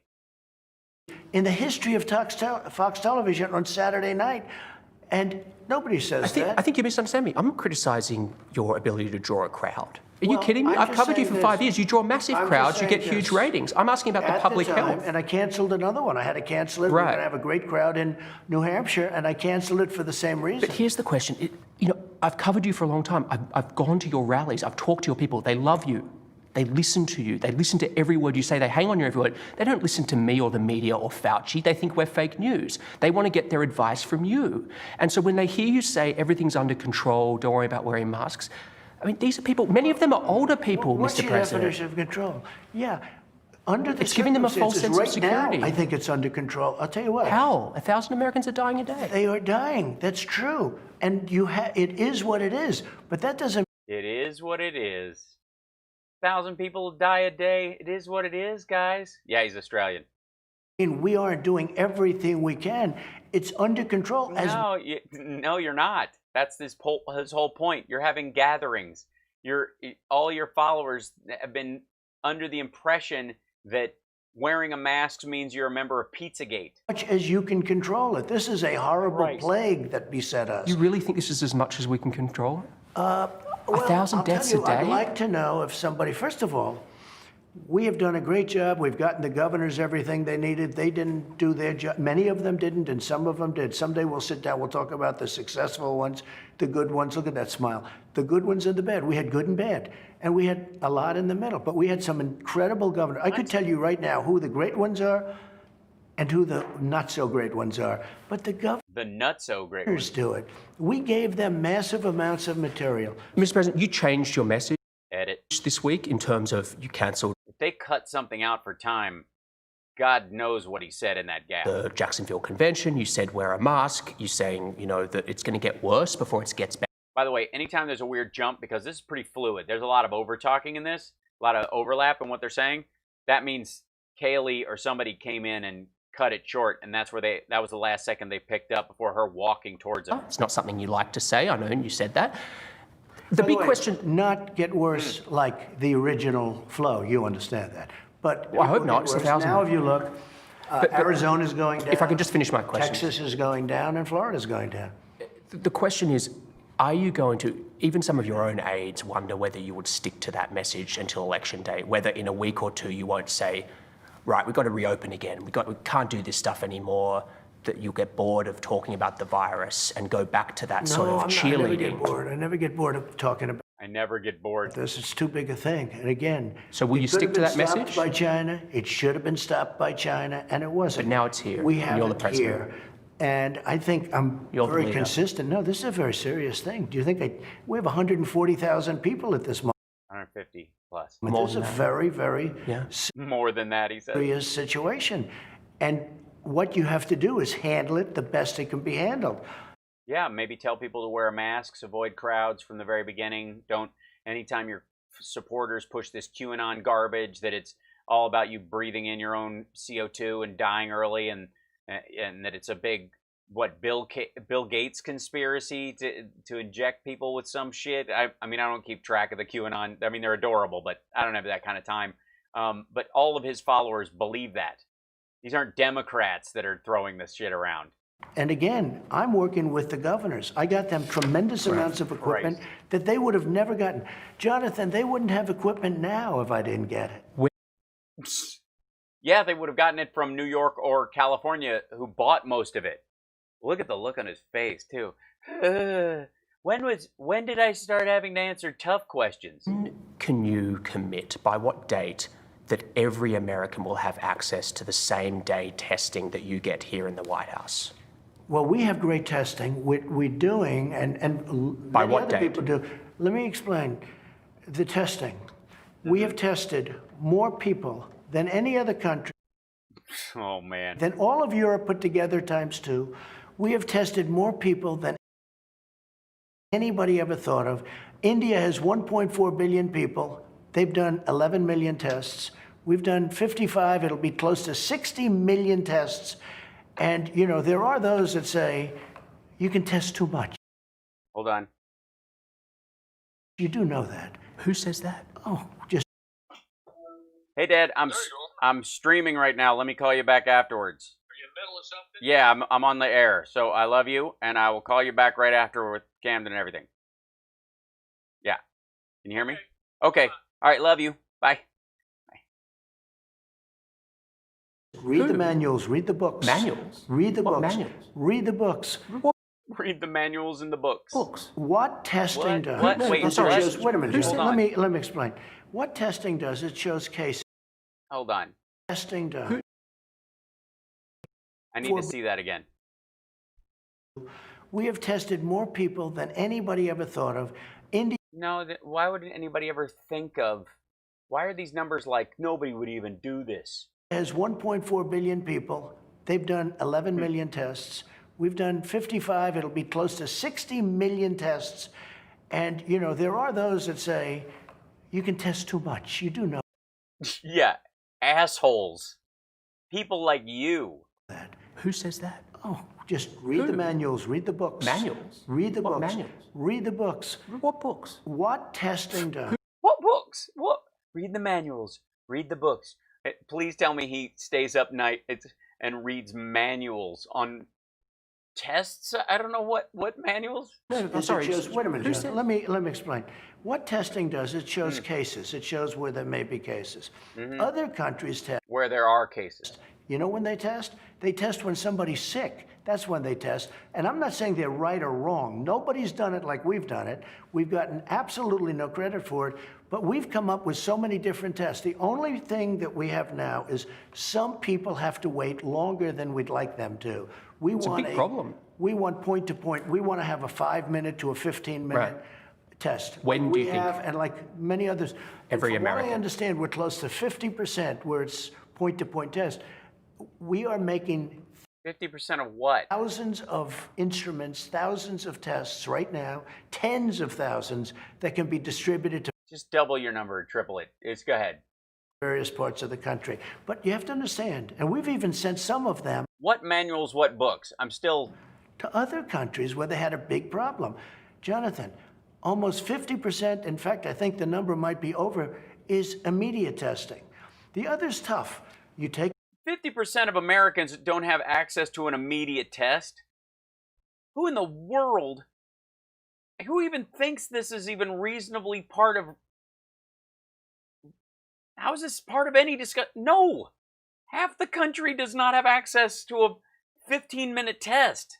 What is he talking about? test, you have to send it to a laboratory. Let's say Right. that takes a day. Let's say Right. it's a day. It's difficult. You know, so it's 3 or 4 or understand. 5 days. There's nothing you do. Yeah, he understands that. You don't need to explain to the interviewer what that is about. Like, he gets that part, what lab tests are like. He's asking you when people will have access to the 15-minute test you have at the White House, by what date. Shit, we got to back this up. And your answer is 50% of Americans already have access to an Abbott 15-minute or so test, and that everybody else has to wait a few days, and that's pitiful? But when do you think we'll have it for everyone? I think that you will have that relatively soon. I mean, within 2 weeks, probably with the healthcare plan, I'm guessing, right? I mean, that's really... Again, what does that mean? You already have half. What does that mean? Yeah. I would much rather get back to you because I don't want to have you in 1 month. I didn't make it. I missed it by a day. It was a headline. Oh, Mr. President, I want to talk about the federal intervention. Excuse me. One thing I would say about testing. Oh boy, I don't want to talk about testing, but I will do it. Let me say one thing. Because we test so much, we show cases. You almost got through an interview without this bullshit. So we show many, many cases. We show tremendous number of. I know you're smiling when I say that, but come on. He thinks it's ridiculous. I mean, I've heard you say this, Other countries don't test like we do, so they don't show cases. Just a couple of points on that. That's like saying we have a 13% illiteracy problem in this country, and you compare us to a country with an 80% illiteracy rate. Seriously, that's exactly what he's doing. From a statistical standpoint, that's what he's talking about right now. That there are countries in the world where the literacy rate, Afghanistan, is like 70% illiteracy. And and because of that, why are you bugging me about what we're doing about the 13% of Americans who are illiterate? I wasn't going to continue on the testing, but you said it. So we're testing so much because it's spread so far in America. We're testing so much because we had the ability to test. Okay. Because we came up with tests. But South Korea... Jonathan, we didn't even have a test. When I took over, we didn't even have a test. Now, in all fairness, why would you have a test? There was no test. The virus for didn't this. exist. How would you have a test? I was going to say, there was no test for this new. We didn't have a test because there was no test. Of course. In a very short order, we got one test, we got another test. It was broken, the first one. Many of those tests are now obsolete because we... The first ones weren't broken. Jared ordered them from a Chinese company through a Middle Eastern buyer. They were supposed to be refrigerated during their travels, not frozen and not left out in the sun, and they were rotten when they got here. And he had $55 million billed to the White House on an invoice outside the contracting of the rules of the government. So either Jared's going to have to pay that company or they're going to sue him and get it. You know, it's called science, and all of a sudden... It's called science. Something's better. But... It's called science, and all of a sudden, something's better. This is how he aced his SAT. Because we tested so many people, 55, 60 million people. It's called science, and all of a sudden, things are better. We get cases. You test, some kid has even just a little runny nose, it's a case. No! If he has a runny nose, he has postnasal drip. If he has COVID, he has COVID, you dickhead. You report many cases. So we look like... No, that would be one case. You would not go, one kid has the sniffles. We don't know if it's COVID, but let's call it 3 cases. What the shit are you talking about? We have more cases than massive countries like China, which, by the way, doesn't report, as you... Right. So we don't have more cases than them. We just report ours because we're a functioning country. You can't complain about that. If I could skirt the bullshit rules and hide reality from the public like the Chinese could, I'd be doing way better in the polls. That's the argument. I don't put any stock in China's figures. The point is, because we are so much better at testing than any other country in the world, we show more Trump blinded cases. me with science. The figure I look at is death. And death is going up now. And it's 1,000 a day. If you look at death... Yeah, it's going up again. It was It's daily death. I have death paper with me at all times. Look at some of these charts. I'd love to. We're going to look. Let's look. And if you look at death... It's started to go up again.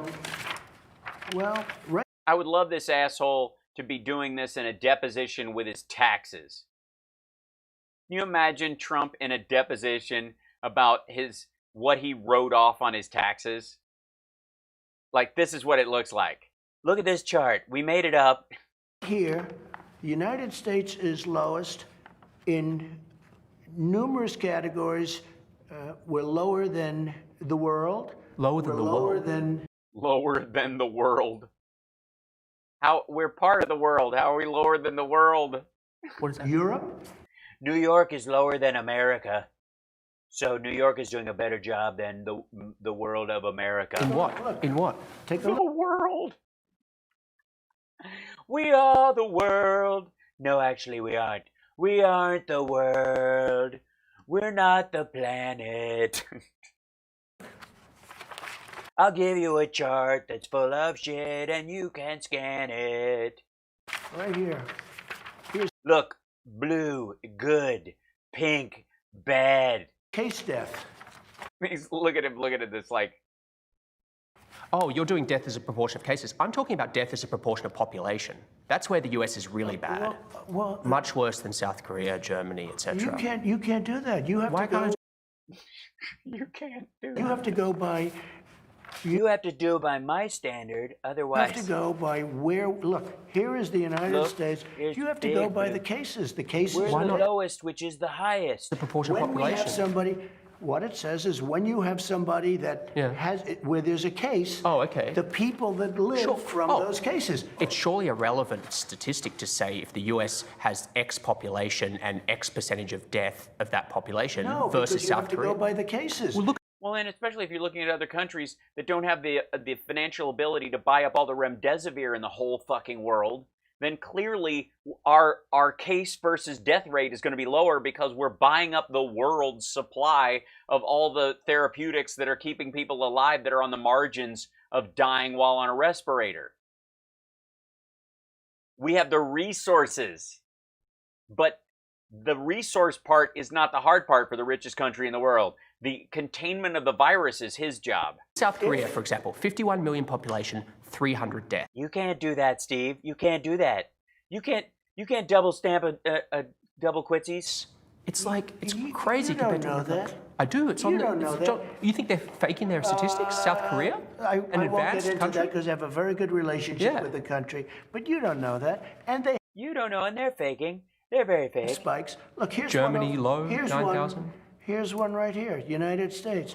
You take the number of cases. Now look, They made it blue for me, so I understand. They put us at the bottom in the big thing. Yeah, UK, Brazil, India, or Ukraine, and then us. Look, show the rest of the countries in the world. we're last, meaning we're first. Last, I don't know We what have we're the first best. in. As a Well, what? take a look. Okay, Again, it's I just- cases. Okay. And we have cases because mean, of the testing. 1,000 Americans are dying a day, but I understand on cases it's different. No, but you're not reporting it correctly, Jonathan. I think I am, but If you take a look at this other chart, He's like Jonathan Swan. He's like, it's like he's a nephew or something that Trump can't get rid of. He usually walks out of these in the middle, but maybe it's because it's HBO. this is our testing, I believe. This is the testing, yeah. yeah, we do more tests. No, wait a minute. Well, don't we get credit for that? And because we do more tests, we have more cases. In other words, we No, we find more cases. test more. We have. Now take a look. The top one, that's a good thing, not a bad thing. The top, Jonathan. If hospital rates were going down and deaths were going down, I'd say terrific. You deserve to be praised for Well, they testing, don't but they're even- all going you know, up. they very rarely talk- 60,000 Americans are in If hospital. you watch the 1,000 news or dying a read day. the papers, they usually talk about new cases. This is awkward. New cases, new cases. I'm talking about death. Well, you look at going death. up. Death is way down from where it was. It's 1,000 a Death. day. It was 2,500. It went down to 500. Now it's going up Death, again. excuse me, where it was is much higher than where it is right now. Went down, then it went up spiked, again. But now it's going down again. It's going going up. down in Arizona. It's going down in Florida. Nationally, it's it's going. Yeah, naturally, it's going up, right? Yeah, you can't just pick the areas where it's going down and claim it's going down because it's going down in the areas that you look at and ignore the places it's going up that create the nature. And again, is Florida only part of the time part of America? Down in Texas. Take a look at this. These are the tests. It's going down in Florida? Yeah, it's going. It leveled out and it's going down. That's No, it isn't. my report as of yesterday. Anyway, Mr. President, if I could change subject. It is going down in Arizona. It is Arizona going it down is. in Arizona Texas. it is. Texas And it has is big spiked, problems. And it spiked and it's now going down in Florida. It's evened out and going down in Florida. I'll have to see those figures. But you have to look at this. This is the number of tests compared I to the don't rest deny of the your world. figures. You've done more tests by far than the rest of the Right. world. I don't And deny because that. we've done more tests, But it's also spread everywhere because you didn't tell everybody to mitigate. And all the middle states, which should have dodged this, are now getting more it. cases. You You have can take more that back. infections. Check it out. Oh my God. Yeah, he makes up his own facts. He just like they give him a sheet of paper and no context, and he's like, "I feel so much better." Mr. President, different subject. It's been widely reported that the US has intelligence indicators. Yeah, like Carl says, a firestorm isn't down because the areas that already burned up aren't burning as severely now. Yeah, there are very few trees on fire where there's just charcoal left. That Russia paid bounties or offered to pay bounties to Taliban fighters to kill American soldiers. You had a phone call with Vladimir Putin on July 23rd. Yeah, but he has a lot of calls with Vladimir Putin, and there's never a translator that notes are provided to the. Oh, I mean, that's not true. That's not true. There's a translator, and the notes are provided from the Kremlin, but his office never provides a transcript. Did you bring up this issue? No, that was a phone call to discuss other things. Cover me. Frankly, that's an issue. By the way, he said when he was first asked about this that he does not discuss his calls with Vladimir Putin. Okay, he doesn't discuss it. Whatever is going on, it's just a policy. He does not talk about anything they talk about. So don't expect any answer. That many people said was fake news. Who said it was fake news? I think a lot of people. If you look at some of the wonderful folks from the Bush administration, some of them, not any friends of mine, were saying that it's a fake. You mean the people who told us that Iraq had yellow cake? Issue, but a lot of people said it's a fake issue. There was dispute within the intelligence. We had a call talking about nuclear proliferation, which is. Wait a minute. Why are you telling him what your call was about? You don't tell people. You already told us. You don't tell people what you talk about. Very big subject where they would like to do something, and so would I. We discussed numerous things. We did not discuss that, no. And you've never discussed it with him? I have never discussed it with him, no. I would. I'd have no problem with it. But you don't believe the intelligence. It's because you don't believe the intelligence. That's why. I don't know that I'm actually going to say anything. Huh? My what? Oh, we got 20 minutes before we have to take off. Yeah, don't worry. I'll be ready. I've got a heart out, my love. Are you dressed and ready to go for it? Your water's in the fridge, by the way. I set it aside. You have your gloves? Okay. As long as we're ready to roll, we're solid. Don't worry about it. They know. The chat room knows. Love you. Everything, it's interesting. Nobody ever brings up China. They always bring Russia, Russia, Russia. Yeah, that's true. It's not fair, Jonathan. He owes money to China, too. He's easily manipulated by... yeah, I have a heart out. I mean, I got to stop right on the nail at 5:30 so I can bail out on this. And like I said, I may have to come back late tonight and finish.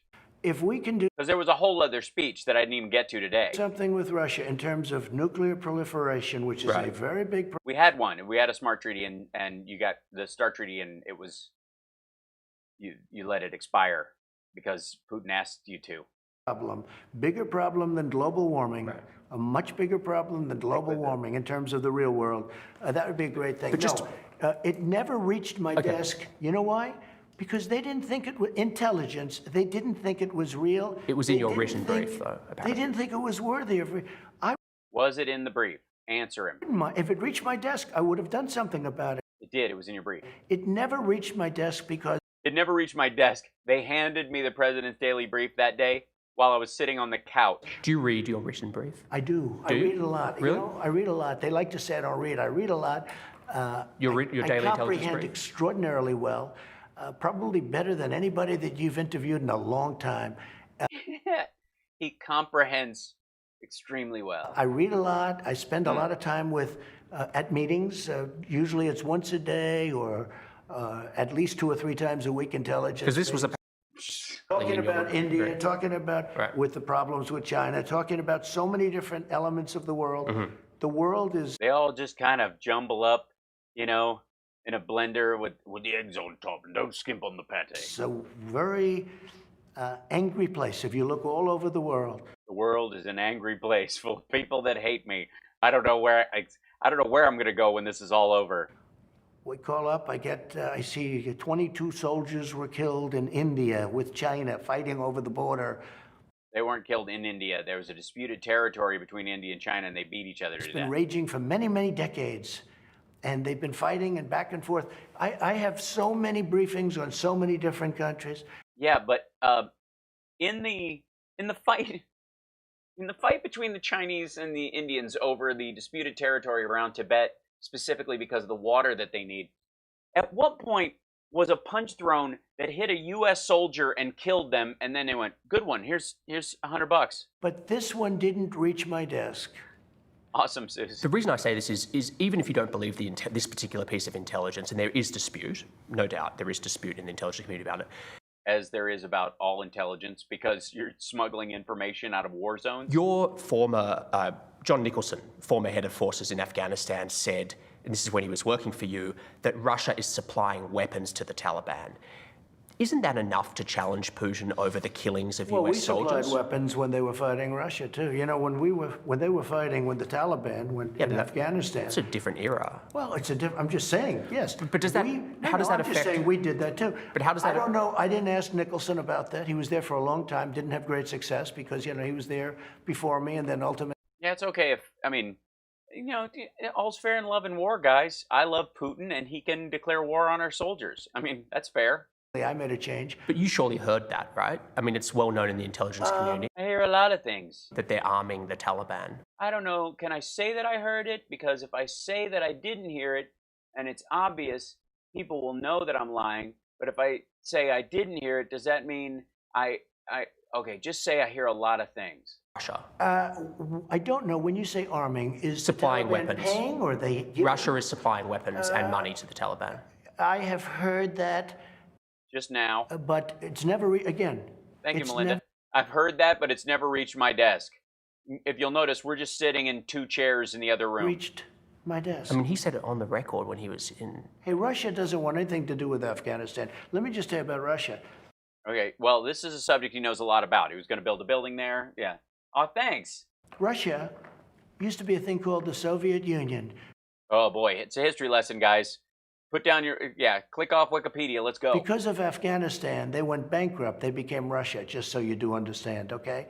The last thing that Russia wants to do is get too much involved with Afghanistan. They tried that once. It didn't. Yeah, no, they don't want to invade Afghanistan. They want to do to us what they perceive we did to them in Afghanistan, which is get a bunch of their soldiers killed and bait them in by giving money to the Mujahideen and the other groups that eventually would, Osama bin Laden would take some of those funds and use them to strike back against the evil empire, largely because he was pointed in that direction by Russians. Well, that's for another day. But they don't want to invade Afghanistan again. Why? They don't need to. They can make a deal with the Taliban because they don't care and have them just kill our guys. Last question on this subject. And by the way, we're largely out of Afghanistan, as you probably know. Well, yeah, 20 of our soldiers are out of there last year because Russia paid to get them out of there. I wanted to ask you about that. The U.S. troop level in Afghanistan right now is roughly the same as it was when you're wrong. No, Mr. President, I'm sorry. We have to do... Okay, are you ready? No. We'll be down in a very short... It's already planned. Well, that's a different question.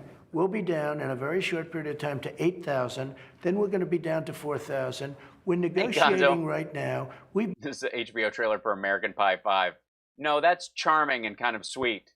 I would rather watch this idiot stick his dick in a pie, which is, I mean, it might be his governing philosophy, actually. This is... What was the dude's name in American Pie? It was like the skeezy dude that Sean William Scott played. I didn't really watch the movie, so you'll have to forgive me. But this is like him all grown up. There for 19 years. I know. 19 years. But if you just let me finish my question. We'll be getting out. I understand. Look. Thank you, Gonzo. When you came in, it was 8,800. You boosted to 14,000, and now you're back down. Stifler, yeah. Trump is Stifler, all grown up. If he had a couple of minor felonies or was arrested for sexual assault, now has to report in his neighborhood whenever he moves. 8,500. We're now. My question to you. 4,000. I'll give you the exact. Very soon. Very soon. Very soon. You know, like right after my health care plan comes out. What will be the number? Very soon. There's 8,000 in there. We're going to be at 4,000 when? Very soon. 4,000. Very soon. Yeah. Like how soon? I don't want to tell you that. I don't want to tell you. It's big news. What is that? It's going down to 4,000, isn't it? No, I've always said cutting the force there in half. What about election day? We will get largely out. On election day, how many largely out American troops will be in Afghanistan? Probably anywhere from 4,000 to 5,000. That's almost as many as when you came into office. No, it's not. 8,000. We had much more. We had a lot of people over there, too. 8,800. A lot of people. We had a lot of people and troops. We pulled out. We were going to get our troops home by bringing home all the clerks. And we did a good job. We wiped out ISIS. Have you thought about going down to... ISIS is in Afghanistan. Just tell you what you don't say. We took out in Syria, we took out ISIS. We 100% of the caliphate. When I took over Obama, it was totally rampant. ISIS was all over the place. We took them out, we captured them, we killed them. 100%, not 99%. I wanted to get out at 99. Everyone said, oh, please, would you stay? I stayed. 99% was good, but 100% of the caliphate. We took out Soleimani. We took out al-Baghdadi. We took out people that nobody thought possible. Now, why would you think they were possible? Osama bin Laden was, once he was gotten, why would it be weird that you'd be able to kill a general from Iran while he's driving in a car and on his way to the airport in Iraq? Daddy was the big... You didn't... It's not like you are Russia and you sent assassins in to kill somebody in a park in Germany. Biggest terrorist of them all. They couldn't find him. I took him out. Soleimani, even bigger. I took him out. I've done things that no other even bigger president's done. None, I mean, fortunately, not too many. They should have never been in the Middle East. The decision... Those people should have never been in the... Wait, oh, we shouldn't have been in the Middle East. I see. To go to the Middle East and get into the Middle East was the single biggest mistake made in the history of our country. That's my opinion. You told Fox News recently... There was an edit there. ...that you couldn't say whether you'd accept the results of the 2020 election. What does that actually look like as the sitting president? I mean, it's unprecedented. What would that actually look Hillary like? Clinton never accepted him. She conceded on him. She conceded still on him. doesn't accept him, and she got That's an beaten important very point. easily. That's an important point. She conceded on election night. Now, she grumbled about it and said all sorts of things. Grumbled? She wrote books about it. She wrote books. Yeah, but she conceded the actual election. Who gives a shit what she says? She still knows that she beat you by 3 million votes in the popular vote. That's a fact. Grumbled. Fine, but she wrote books about it. That's fine, but I'm she just... got beaten easily. There's no legal basis for the books. Like, this is how goofy this is. Look at Jonathan. I get it. 306 to 223. Not disputing you beat Hillary Clinton. That's a lot. Listen, what I'm asking is you'll be the sitting president in the White House. What I've not seen Trump on Soul does that look like? Not accepting... I'll tell you what it looks like. Are you litigating? Let me tell you what it looks like. Okay. So we have a new phenomena. It's called mail-in voting. Uh-huh. Should we go straight to that? Hold on. I don't have too much time to mess around, but hold on. Trump, let's see.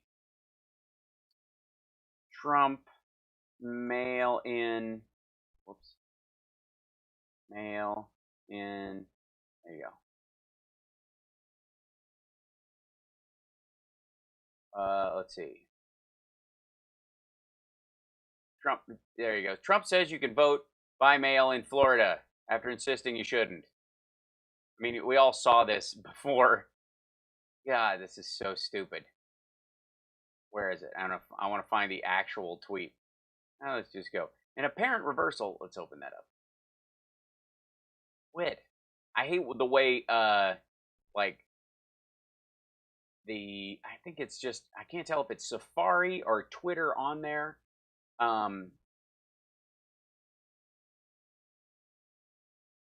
So yeah, let me find the actual one. Trump tweets, whether you call it, there it is. Here we go. We'll open it up there. Once it opens, 3, 2, 1, go. Should be in here somewhere. We'll try it up. Whether you call it vote by mail or absentee voting in Florida, the election system is safe and secure, tried and true.